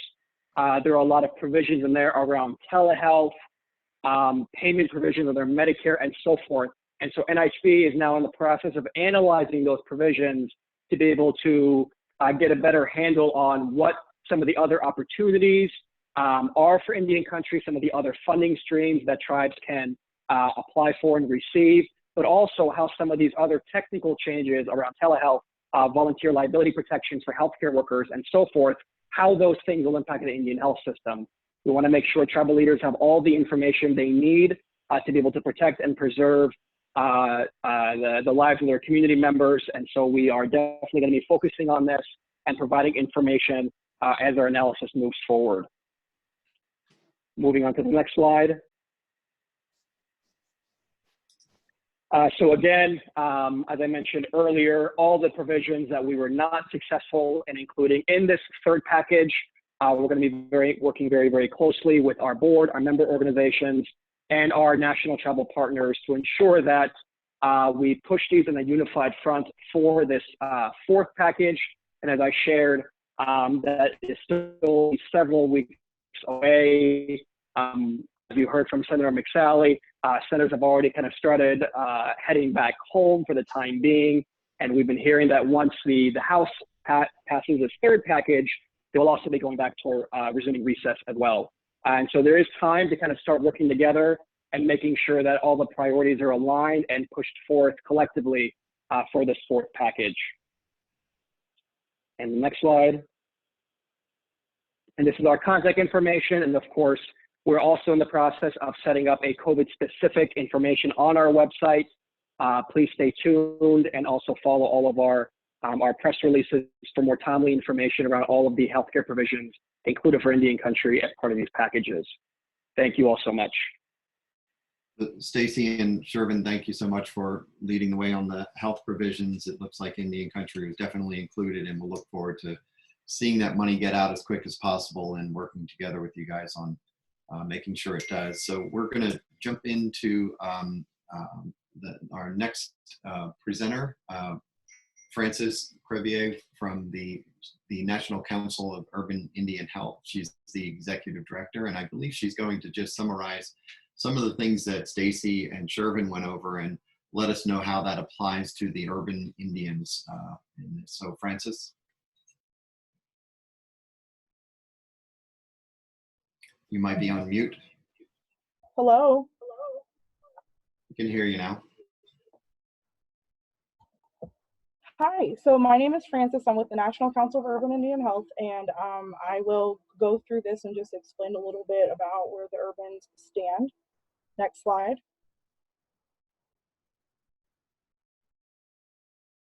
So who is NCUIH? We're a nonprofit devoted to the support and development of quality, accessible, and culturally competent healthcare for American Indians, Alaska Native, and urban settings. We were created in 1998 and provide support, technical support to the urban Indian programs and Congress and agencies to make sure that we're not forgetting about our urban brothers and sisters. Next slide. Background, so who are UIOs? UIOs were created with because of tribal advocacy in 1976 for treaty health rights off of the reservation. And more than 70% of American Indians and Alaska Natives live off of the reservation and into urban areas. We do have 41 urban Indian organizations in 22 states. Those programs are primarily funded by IHS and receive less than 1% of the budget, which is about $57 million for 74 facilities. They also don't receive all of the benefits that IHS of sanitation facilities, those things, and who's fully supportive of IHS funding for tribes as well as urban Indian organizations. Next. This is just a map to show you where your local urban programs are. If you have any relatives or if you are an urban Indian and you need some assistance, please reach out to our facilities around the area. They will connect you what you need. Next. The urban Indian programs, they provide primary care, behavioral health services, traditional healing and medicine, and social and community services. It depends on the program you go to, but there's many services that they can provide, and if you don't, they're very community driven and will help you provide the resources you need. Next. For the last year, these are the top 10 tribes that with the highest visits for our programs, including Cherokee Nation, Navajo, Choctaw Nation, Muskogee Creek Nation, Chickasaw, Seminole, Kiowa, and Red Lake Band of Chippewa. Next slide. So IHS is a three-pronged system, and it is the Indian Health Service, tribal, and urbans. And so urbans are a part of the IHS system, and so usually when funding goes through IHS, it goes to tribes as well as urbans as for part of it. Next. So this is essentially all the line items that IHS has, and this is a lot of what all of our partners here have been working hard on to ensure that all of the services are taken care of. Next. So the impacts, we've done a survey on our urban Indian programs, and the impacts we've seen so far is 100% of respondents have had to reduce their hours.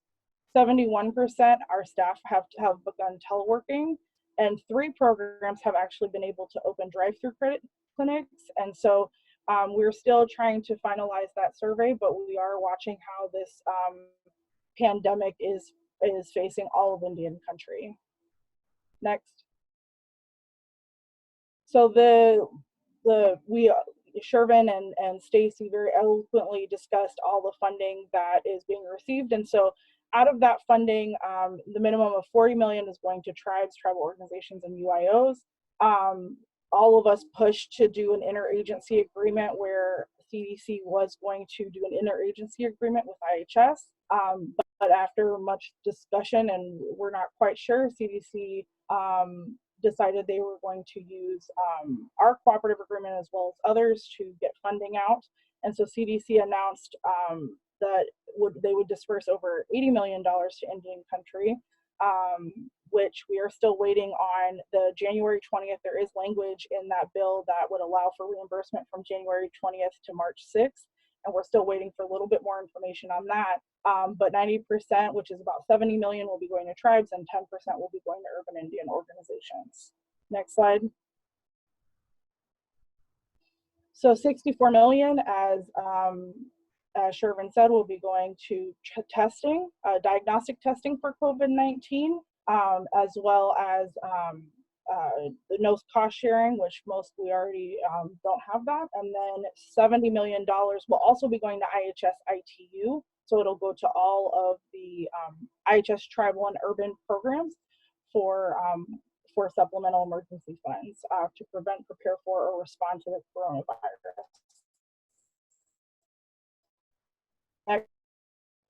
The fund that I wanted to point out is it will be that the 1.032 billion will be available until September 2021. And that includes a lot of different funding, as you see here, all for the ITU system, SDPI as well as SAMHSA and all the NCEC as well. That will all be for the ITU system. Next. So I just wanted to do a little bit of a deeper dive on the 1.032 billion. So what does it mean to prevent, prepare, and respond? So it includes, in the bill language, it includes public health support, electronic health record modernization, telehealth and other information technology upgrades. So if you are needing laptops or anything that's going to help you with telehealth, that funding will be for that. Purchase and referred care, which tribes are eligible for and urbans are not. The Catastrophic Health Emergency Fund, Urban Indian Organizations, which is the line item that urbans are funded under, tribal epidemiology centers, community health representatives, and other activities to protect the safety and of patients and staff. Next. If you have any questions, please email me. We do have a COVID-19@ncui.org email if you have any general questions. If you are looking for resources on how to get your family member or yourself into get some help, especially with this epidemic, please reach out to our website or email us. And we do have a website with resources, information, as well as a coronavirus legislative tracker. Thank you so much. Okay, thank you, Francis. And in the interest of time, we're going to switch quickly to economic development. And thank you all for bearing with us. There's an awful lot in the bill, and there's a lot out here that we need to get out to tribal leaders. So on the economic front, we want to be able to talk through the major provisions, which I think are condensed into a few different key components of the bill. And then we also want to bring in Jason Giles and Joe Valandra to talk about how that impacts their communities, their constituencies on the gaming side and on the contractor side or small business side. So just looking at the SBA loans and grants program. So next slide. The SBA and loans and grants program. So on the Q&A that we're seeing come up on the screen here, there's an awful lot of questions on this program. So there's a few different pools of money that we're looking at here. And I think it's worth noting that on the tribal leadership, we're separating, the funding that might be available through the Corona Relief Fund for tribal governments, the increased funding for BIA into the TPA program, and those government services. The second part of this is really looking at small businesses. So if you're thinking about this and looking at your enterprises or the other businesses, related businesses, you want to look at how they qualify for the SBA program first. And in this program, we have a total of 350 billion or close to it that's going to be available for loans to any entities that are under 500 and also meet the size standards for the SBA. You can check online at the SBA site to see how you qualify. So the loan forgiveness program has a couple of key components to it. As long as you're meeting that 500 employees or less and the revenue requirements, any tribal business concern is eligible. And this is one of those terms that is not defined in here. It's designed to be open. So the assumption is that any business concern, including a tribal business concern, is eligible.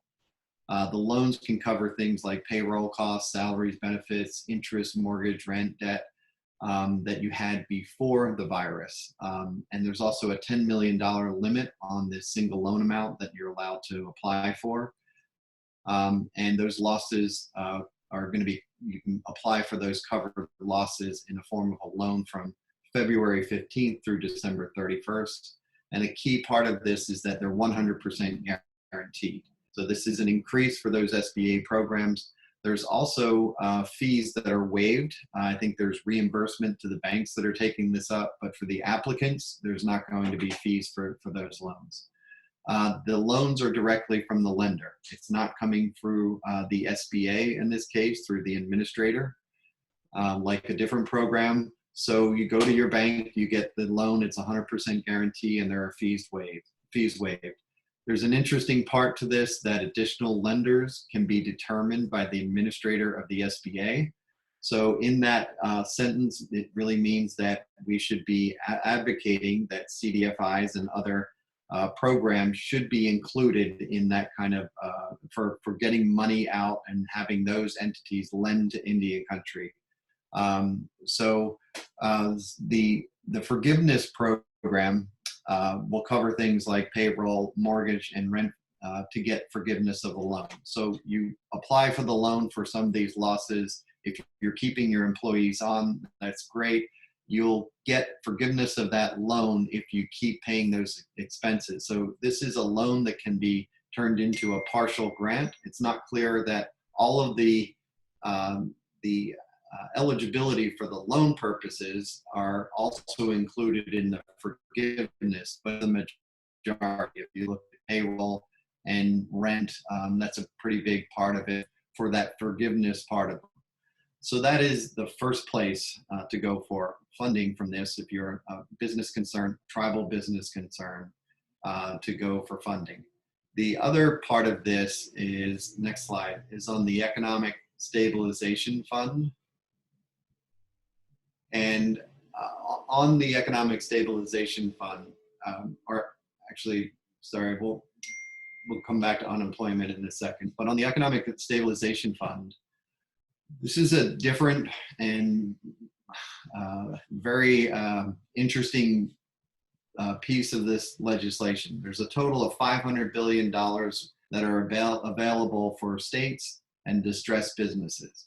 Tribes are included in the definition of states. So they're eligible for anything that the states are eligible for. They're also eligible for anything the businesses are eligible for if you have tribally owned entities that do not qualify for the 500 or less employees. There is no loan forgiveness in this program. So obviously for your smaller businesses under 500 employees, you want to go to the SBA loan pool first.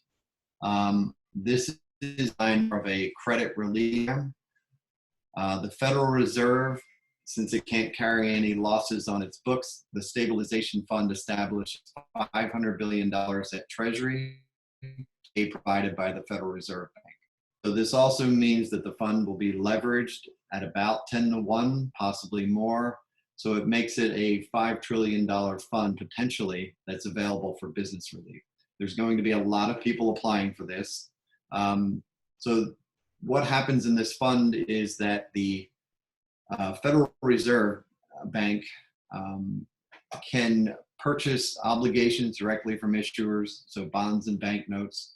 They can purchase obligations on the secondary market. Again, that's bonds for any tribes that may have raised that debt in the past in that way. But it also can make direct loans and loan guarantees available. And that's the important part for tribes. So direct loans, there's no bank in the middle. This is direct loans right from the Federal Reserve that's given that lending authority in this provision. So the rates are determined by the Secretary of Treasury, and they're based on the risk in outstanding marketable treasuries of comparable maturities. So what that means is, at most, they're going to be 5-year loans, and which means at most they're going to be based on the current rates of the 5-year Treasury, which is pretty low at this point, well under 1%.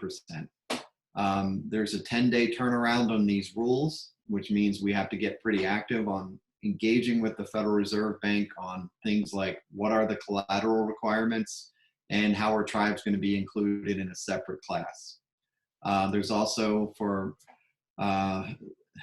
just FYI, there's a limitation on salary of 425,000. You can't buy stock back, and those other things that the Democrats were advocating for at the last minute to get some safeguards on the use of this money. And there's also full exposure to the applicants on taking the money and how that loan works out. So for the tribes that have significant operations, this is a viable loan fund for getting direct loans from the Federal Reserve Bank. Not on the government side, but on the business side of things. It is also available for governments as long as there's two pools of money or two forms of eligibility that tribes are involved in. So again, the rules on this, on who can participate, are pretty flexible. We'll take some questions on this in a little while. This is going to be interesting on how the rules are set up, but just know that the Federal Reserve Bank has a lot of flexibility on what they do with this money. And just going over the payroll or unemployment insurance, if we can go to that slide, it allows for reimbursements of up to 50% of the incurred unemployment benefits through December 31st of 2020. So tribes are stuck with the other 50%, which can be relieved through the coronavirus relief fund. That $8 billion has been appropriated. That's unanticipated expenses, or maybe some of the other programs. So we'll have to figure out how to get creative in funding that unemployment for tribal governments. Next slide. So on the coronavirus relief fund, the $8 billion that's available for tribes in this case, that's housed at the Department of Treasury. The Department of Interior is coming up with the rules for that, but it's really designed to be flexible, although there is some concern about the rules that are going to be made around this for what can constitute expenses due to the virus. So we'll be working on that. But I think, I'm not sure if we have a slide on planning for tribal governments, or that may be a little bit later.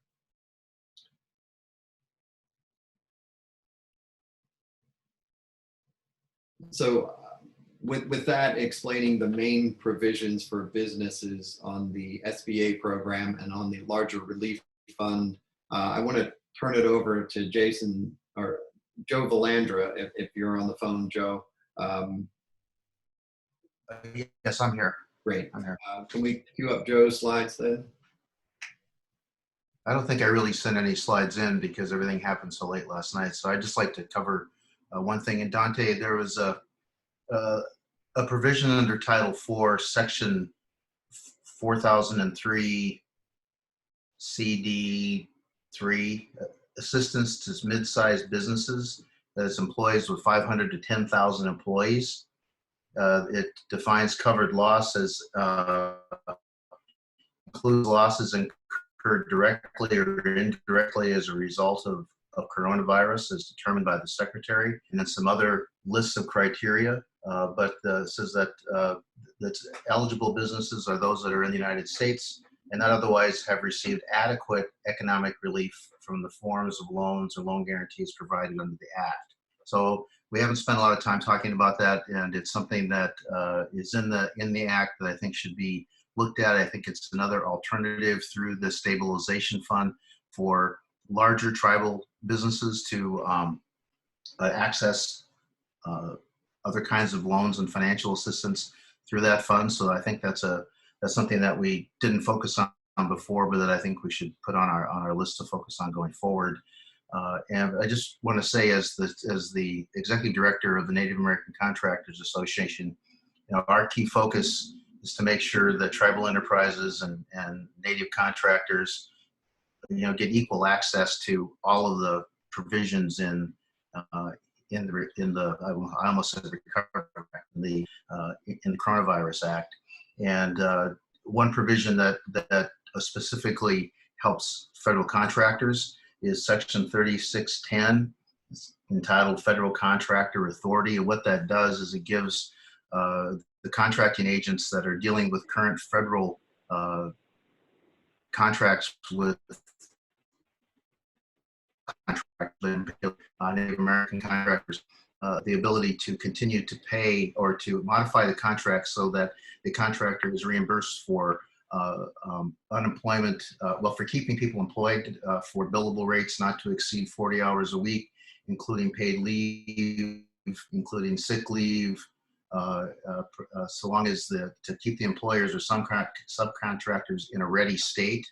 I think that's something that, again, anyone on the call who is a federal contractor can get a hold of their contracting agent. And it says that this modification to contract is made without expiration.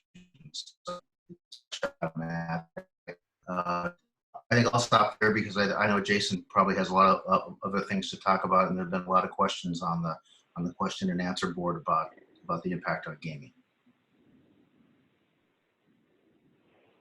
Yeah, Joe, thank you very much. This is Jason Giles. I hope you can hear me. Can you hear me, Doc?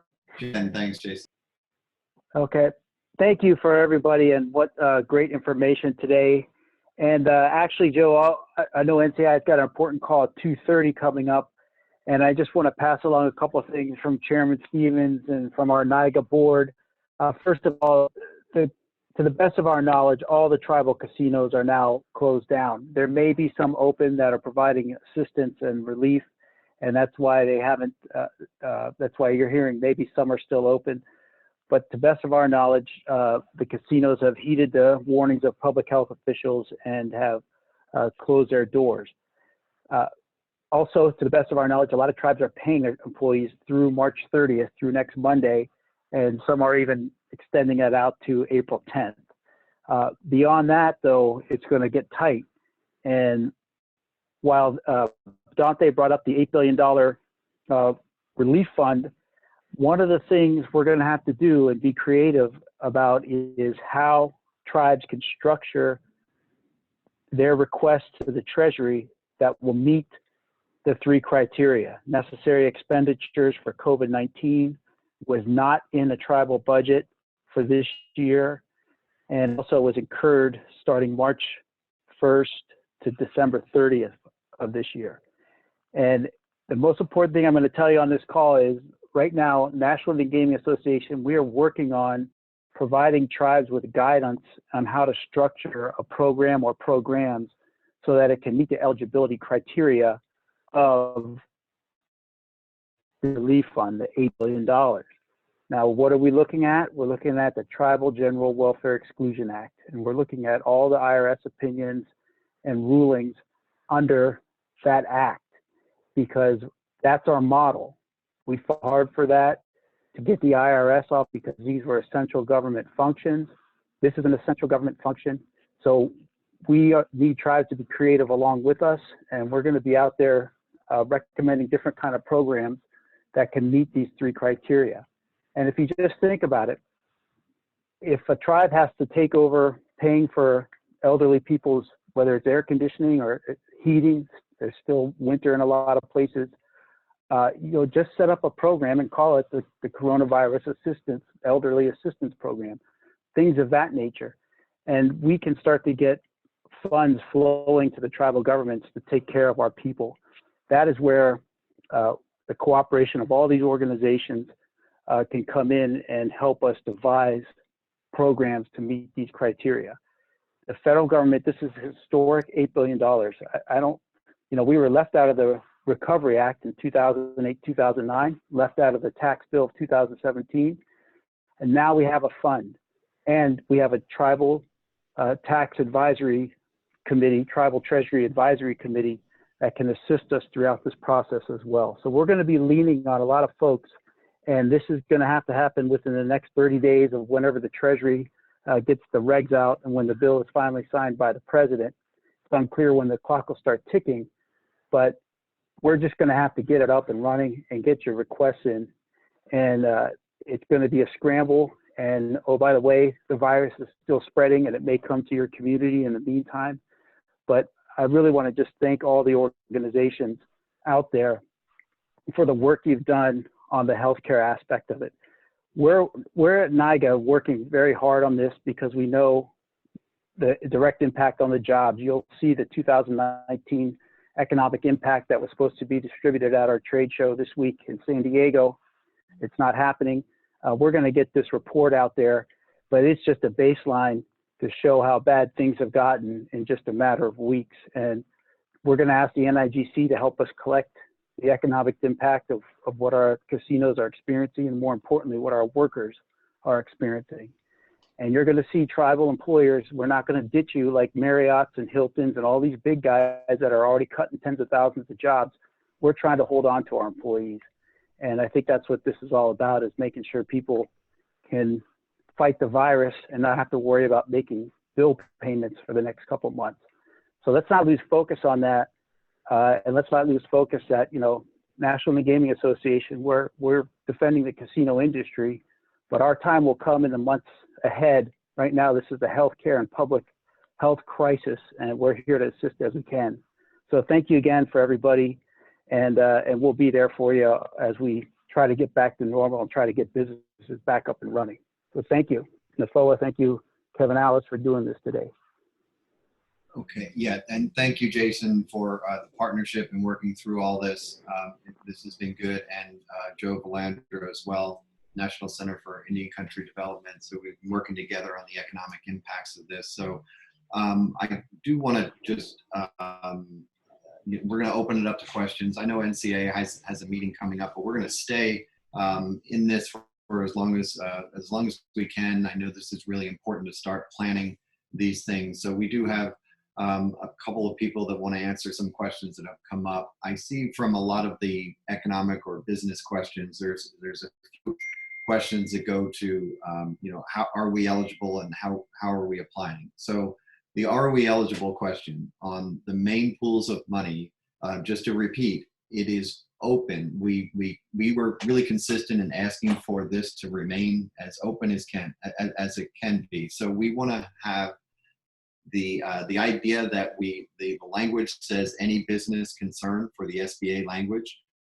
or any business in the Economic Stabilization Fund or the other component, those are open. So if you're asking about whether or not it's all your employees or some of your employees, that's a decision that your tribe is going to have to make. If it makes sense to keep your contractors in that bucket and go to the SBA, that's it. There's going to be more coming out about this. I know there's a question on exactly what the loan forgiveness is. I think we're going to be waiting on SBA to determine a lot of this, because in the legislation, the eligibility for the loan funds is a little bit different from the eligibility for loan forgiveness. It is a $10 million total loan that you can get for any one applicant. The loan forgiveness may be a little bit different from that. So we've been trying to jump in and pay attention to the different versions of the bill and the things that are moving around. So the next phase will be trying to get more information out, which is going to be really important. Just in stressing your planning on this, look at the tribal government concerns and the funds that are available for that. Look at your smaller business and mid-sized business concerns and your larger business concerns, and try to start planning out how you're going to approach this from the different provisions in there. The idea is that tribes should get as much relief as possible in this. Our tribes are very vulnerable in this whole coronavirus issue, because we do have the healthcare needs, which we need to take care of right away and get money out. But we also have tribes that are involved in the vulnerable businesses. So like we said before, the oil prices have tanked, the gaming industry, the hospitality industry, the tourism industry, all of those core components would probably make up about 60% of the tribal economy, have been hit really hard. So our goal in this is to open as many of these things as possible, with the assumption that you're going to be included. If there is any issues that come up, we'll ask you to reach out to us or NIGA or NACA, and we can try to address these issues together. I'm sure we're all open to doing that. So let me just go over to a couple of questions. Lucina is going to open up some questions. So if you raise your hand, and I think there may be somebody from the Congresswoman staff that still wants to answer some questions now. So Lucina, I'll turn it over to you to see if we can get some questions and have some of the panelists answer those questions. Great, thank you, Dante. Just to go over how this is operating, if you are on Zoom, you should be able to see an option to raise your hand by your name. All participants are currently muted, but we will unmute you when you're asking your question. But double check you are yourself unmuted on Zoom by looking to the left of your screen. You should see a microphone button. Just make sure that says unmute. If you're on your phone, just press *9 to raise your hand and make sure that you are unmuted by the phone function or pressing *6. And okay, we have some hands going up. Let me see what we have first. Okay, I'm going to call on Roxanne Brown to ask their question. Roxanne, you are now unmuted.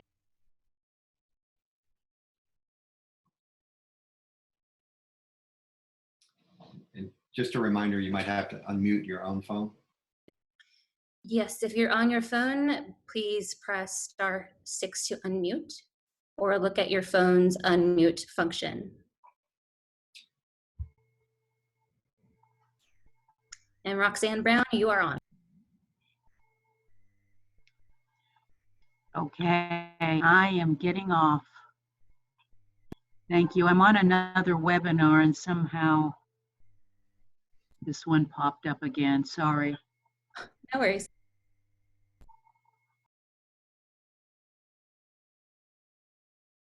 In that case, I am going to go right to Vivian Arandulas. You are now allowed to talk. Please ask your question.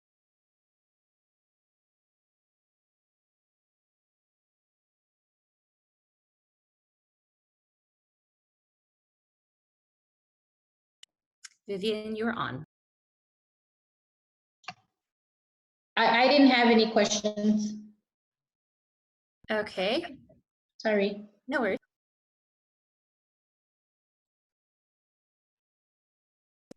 And I see that we have Hermina Frias has raised their hand. Hermina, you're now allowed to talk.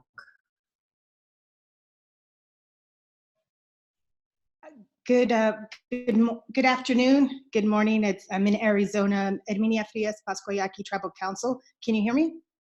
We can hear you. Oh, I just wanted to take the time to thank Senator McSally for all of her work that she did on her advocating and the tireless work that she did do to get that funding for the tribes throughout the nation, not only for Arizona, but we did hear from other senators and from people at the White House that it was really a lot of work and a lot of effort. And I just want you to know, Senator, that we do appreciate it. This is, we've heard this time and time again that this is an unprecedented time, and it is. And so every advocate that we can get in Washington, D.C., we need. So we do appreciate it, and we'll be reaching out. I know you're, coming back to Arizona, or you're here already, and how we can really focus on, boots on the ground, especially when it comes to these test kits, and making sure that we get those out to the reservation out here in Pascoyaqui, so that we get those on a timely basis, and we mitigate, the COVID spread. COVID-19. So thank you, and I appreciate the opportunity to speak today on behalf of Pascoyaqui Tribe.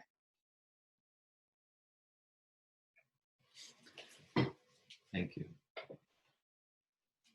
Okay, thank you so much. We're going to go ahead to another question. I see that Melissa Reardon has raised their hand. Melissa, I'm going to open up your line now.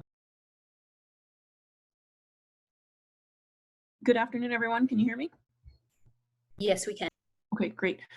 Again, thanks to everyone who put all the work into securing the funding, and also to all of you who coordinated the call today. greatly appreciated. My question pertains to the phase 1 funding, and we did have a sideline chat that was communicated, so I just wanted to verify for phase 1 funding regarding the monies that were put forward for the Title I and Title V tribal nations. It indicates that there's those funds are going to tribal nations who have populations that are 40,000 people or more, and then also have the tribal public health capacity building and quality improvement cooperative agreements already in place. That is terrific for those tribal nations that qualify. However, I'm in an area that our tribal nations population is much smaller and we don't have those agreements in place. So are there other funds that are going to become available for the smaller tribal nations? And I work with tribal nations in the Great Plains area. Thank you. Shervin or Stacy, if you're still on the call. So Dante, this is Kevin. The only information I have on that, and Stacy did reference the delay and how long this has taken to get some of these phase 1, phase 2 dollars out. But we learned yesterday through a conference that Chairman Grijalva had with the Director of Indian Health Services, and it was mentioned the $40 million that's in, I believe it's that first piece of legislation. There's going to be a funding opportunity made public this week. I have no idea what the criteria are going to be in that, but the delay apparently is coming to an end, and they figured out logistically what they needed to do to get the money out to Indian country. And he announced that funding opportunity for that $40 million was going to be made available this week. That's all the information I have on that.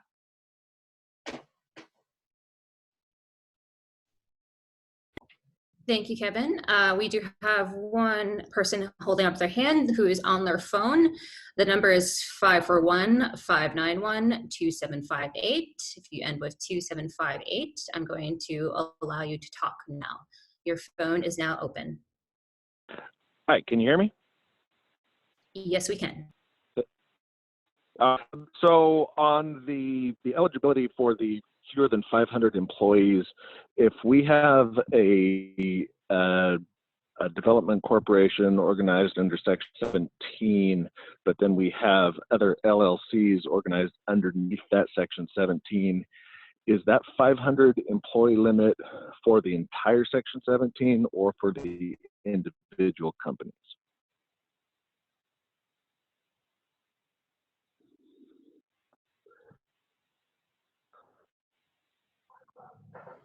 Hello, this is Joe Valandra. The way that we're currently reading the law, and I have to caution you that some of this is still has to be sorted out, but because the law says tribe or tribal entity, it would be a common sense reading, and there was some guidance in one of the commentaries over the course of the week that individual subsidiaries that have 500 employees or less could apply individually. So my reading at the current time is, and I have to couch it that way, is that each entity can be treated separately for loan purposes and probably should be looked at that way as you're planning to do whatever you need to do. Right, and just to, we do need to work out some clarifications, but the idea is that I've set up multiple businesses under different structures, and those entities should be eligible as long as they meet the requirements. So we will definitely be working with SBA to clarify that. We have Cheryl Andrews is up next. Cheryl, I'm going to allow you to talk. Please go ahead and ask your question.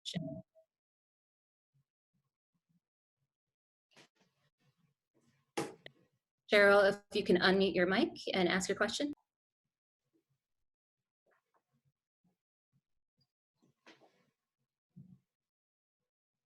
Can you hear me now?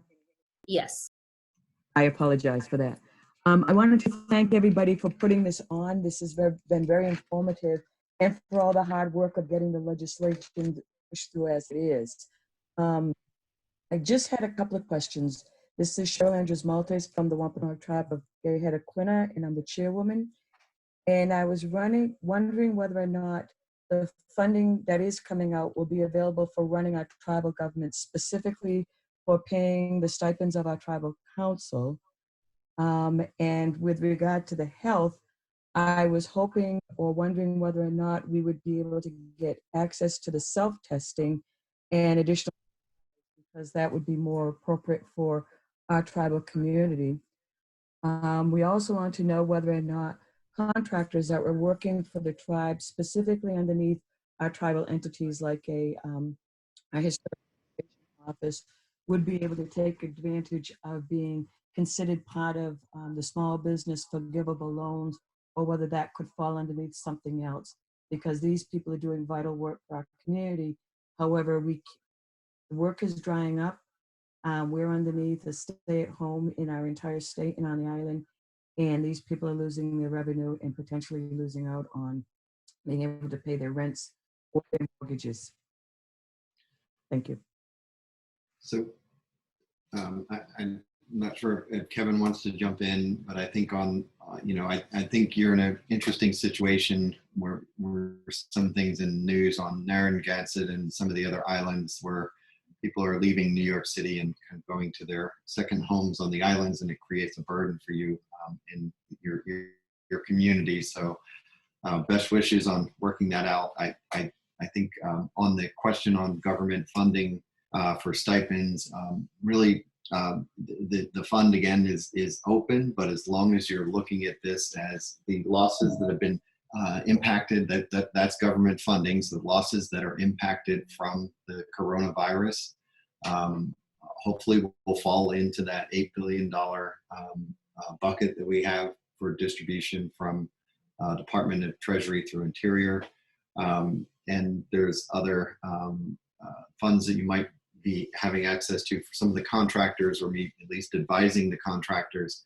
The business funding it's an important note. It's not just for the incorporated businesses, but it is also for self-employed. So if you have contractors that are self-employed, and this is relatively new, they opened this up. So self-employed people can also apply for that business loans to keep them afloat, and hopefully look for forgiveness in that program for some of the core expenses. And I'm not sure if I can answer the healthcare questions, or anyone else has anything to add to that. Hi, this is Trevor Pearson with Senator McSally's office. I just wanted to know also that there is an increase in the tribal priority allocation account, $453 million. Now, the exact amount that eventually makes it down to tribes, of course, will be different for everyone. But that's another flexible account that will hopefully be useful for government operations. By the time that gets out to tribes, of course, that number may be fairly small, but just wanted to note that that's a separate funding stream to be looking at as well. Yeah, that's great. Hey, this is Kevin, NCAI. Chairwoman, these are great questions. Some of the answers are we're not going to really answer, because it's going to fall on the agency to interpret and develop what that is, and that's why our next process that we have this call, it begins at 2:30 actually with the work group, is to begin to strategize on how we make sure these agencies, whether it be Treasury, whether it be Indian Affairs, whether it be SBA or wherever, understand all the needs that need to be addressed here, so tribes can get the most relief possible. Jason Giles, did mention the $8 billion, and the language is not perfect, but there is a wiggle there to work with the. You hear my dog crying in the background, because we're all working from home and dealing with these things normally I have to work with, and she's going nuts because I've been on the phone for a while. But anyway, we have to make sure that these agencies interpret the language broadly enough in a way that makes these funds valuable. Yeah, Chairwoman, this is Jason Giles again. I really encourage you to look at that coronavirus relief fund for tribes, because one thing they have given us is a start date, March 1st, 2020. So for other tribes on the call and your tribe, just start labeling your expenses, coronavirus expenditures, and everything from March 1st forward. Start keeping track of that in a separate pile. And you can start to sort that out as these Treasury regulations come out. But it's important. They give us a start date, March 1st. So any expenditures from now on, like you mentioned, people have rents coming due. That's the perfect kind of program that, if you developed it under the Tribal General Welfare Exclusion Act, is an essential governmental function. So people need help paying rent. They're staying home and trying to prevent the spread of this virus. That's a coronavirus expenditure. So I would use that start date, March 1st, to start labeling everything. And just piggyback on what Jason's saying, it's such a great point. Just because we have to point out what the language in that provision says. The language, just to be clear, and it's no secret, everybody can read the bill language, is that the $8 billion can be used for, and it says only for costs that are essentially, are necessarily, they're essential as a result of COVID-19, and were unbudgeted. Okay, these are unbudgeted necessary expenditures to address COVID-19 that happen in that time frame Jason mentioned, March 1st to the end of the year. So Jason's point, we're going to have to consult legal counsel if you have it, and you're the people you rely upon. But programs that come online today to provide essential government services, would be, you didn't expect it to happen. It's not budgeted. When you were putting your budget together last fall, you didn't expect this pandemic to be around here in the spring. And so creating these programs and labeling it like Jason, kind of sets up for a good scenario. Okay, we're going to take one more question. I know people have to jump off for other calls. So Lucina, one more. Okay, the next person we have is a phone that is dialing in. That is number 136-07-89-6655. I am going to allow you to talk. Your line is open. Once again, that's number ending in 6655. Your line is open.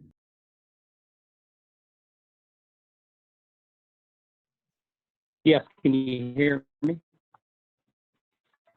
Okay, I had a question on the reserve and the loans that will be available directly to tribes. Is that going to be in the form of a proposal put forth by tribes, or will they have a formal application process?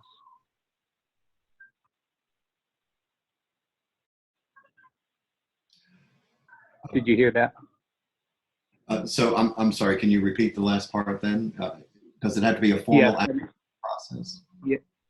Yes, in regards to the loans that tribes will be able to access directly from the Federal Reserve, will that be an application, or will it be in the form of a proposal from the tribe? So that's the big mystery right now. The legislation really lacks a lot of details, and I think they're doing that on purpose. They're going to be looking. The Federal Reserve Bank is working right now to make the rules around this, which is why we're trying to get their attention now. So the thing that we're concerned about on collateral requirements is if they hold us to the same collateral requirements or use land or different assets as a basis for that, we're afraid we're going to get left out. It's a huge fund of money that we need to participate in. And the other parts of it that you're asking specifically on what are the other what's the application look like? Are we going to have to submit a proposal? Most of this is going to be based on losses and getting by for a certain period of time, which is why it's a maximum of a 5-year period and very low interest rates. So they're going to want to get the money out pretty quickly. To prepare for that, they're going to probably set some parameters on the type of debt that they're willing to take risks on for the majority of that fund, which is another reason we have to look to getting into a different place.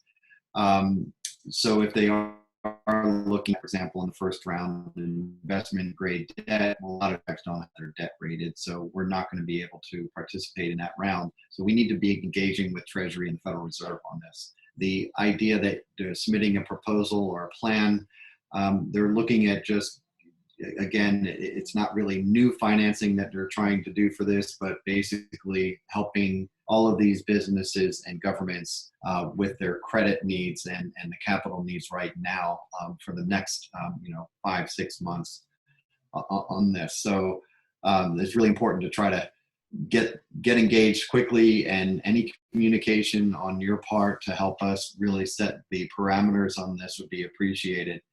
We know that there's a huge need for the gaming side of this, oil and gas, and some of the other large entities for Indian tribes. So we want to be able to participate in that. So any help you can give us.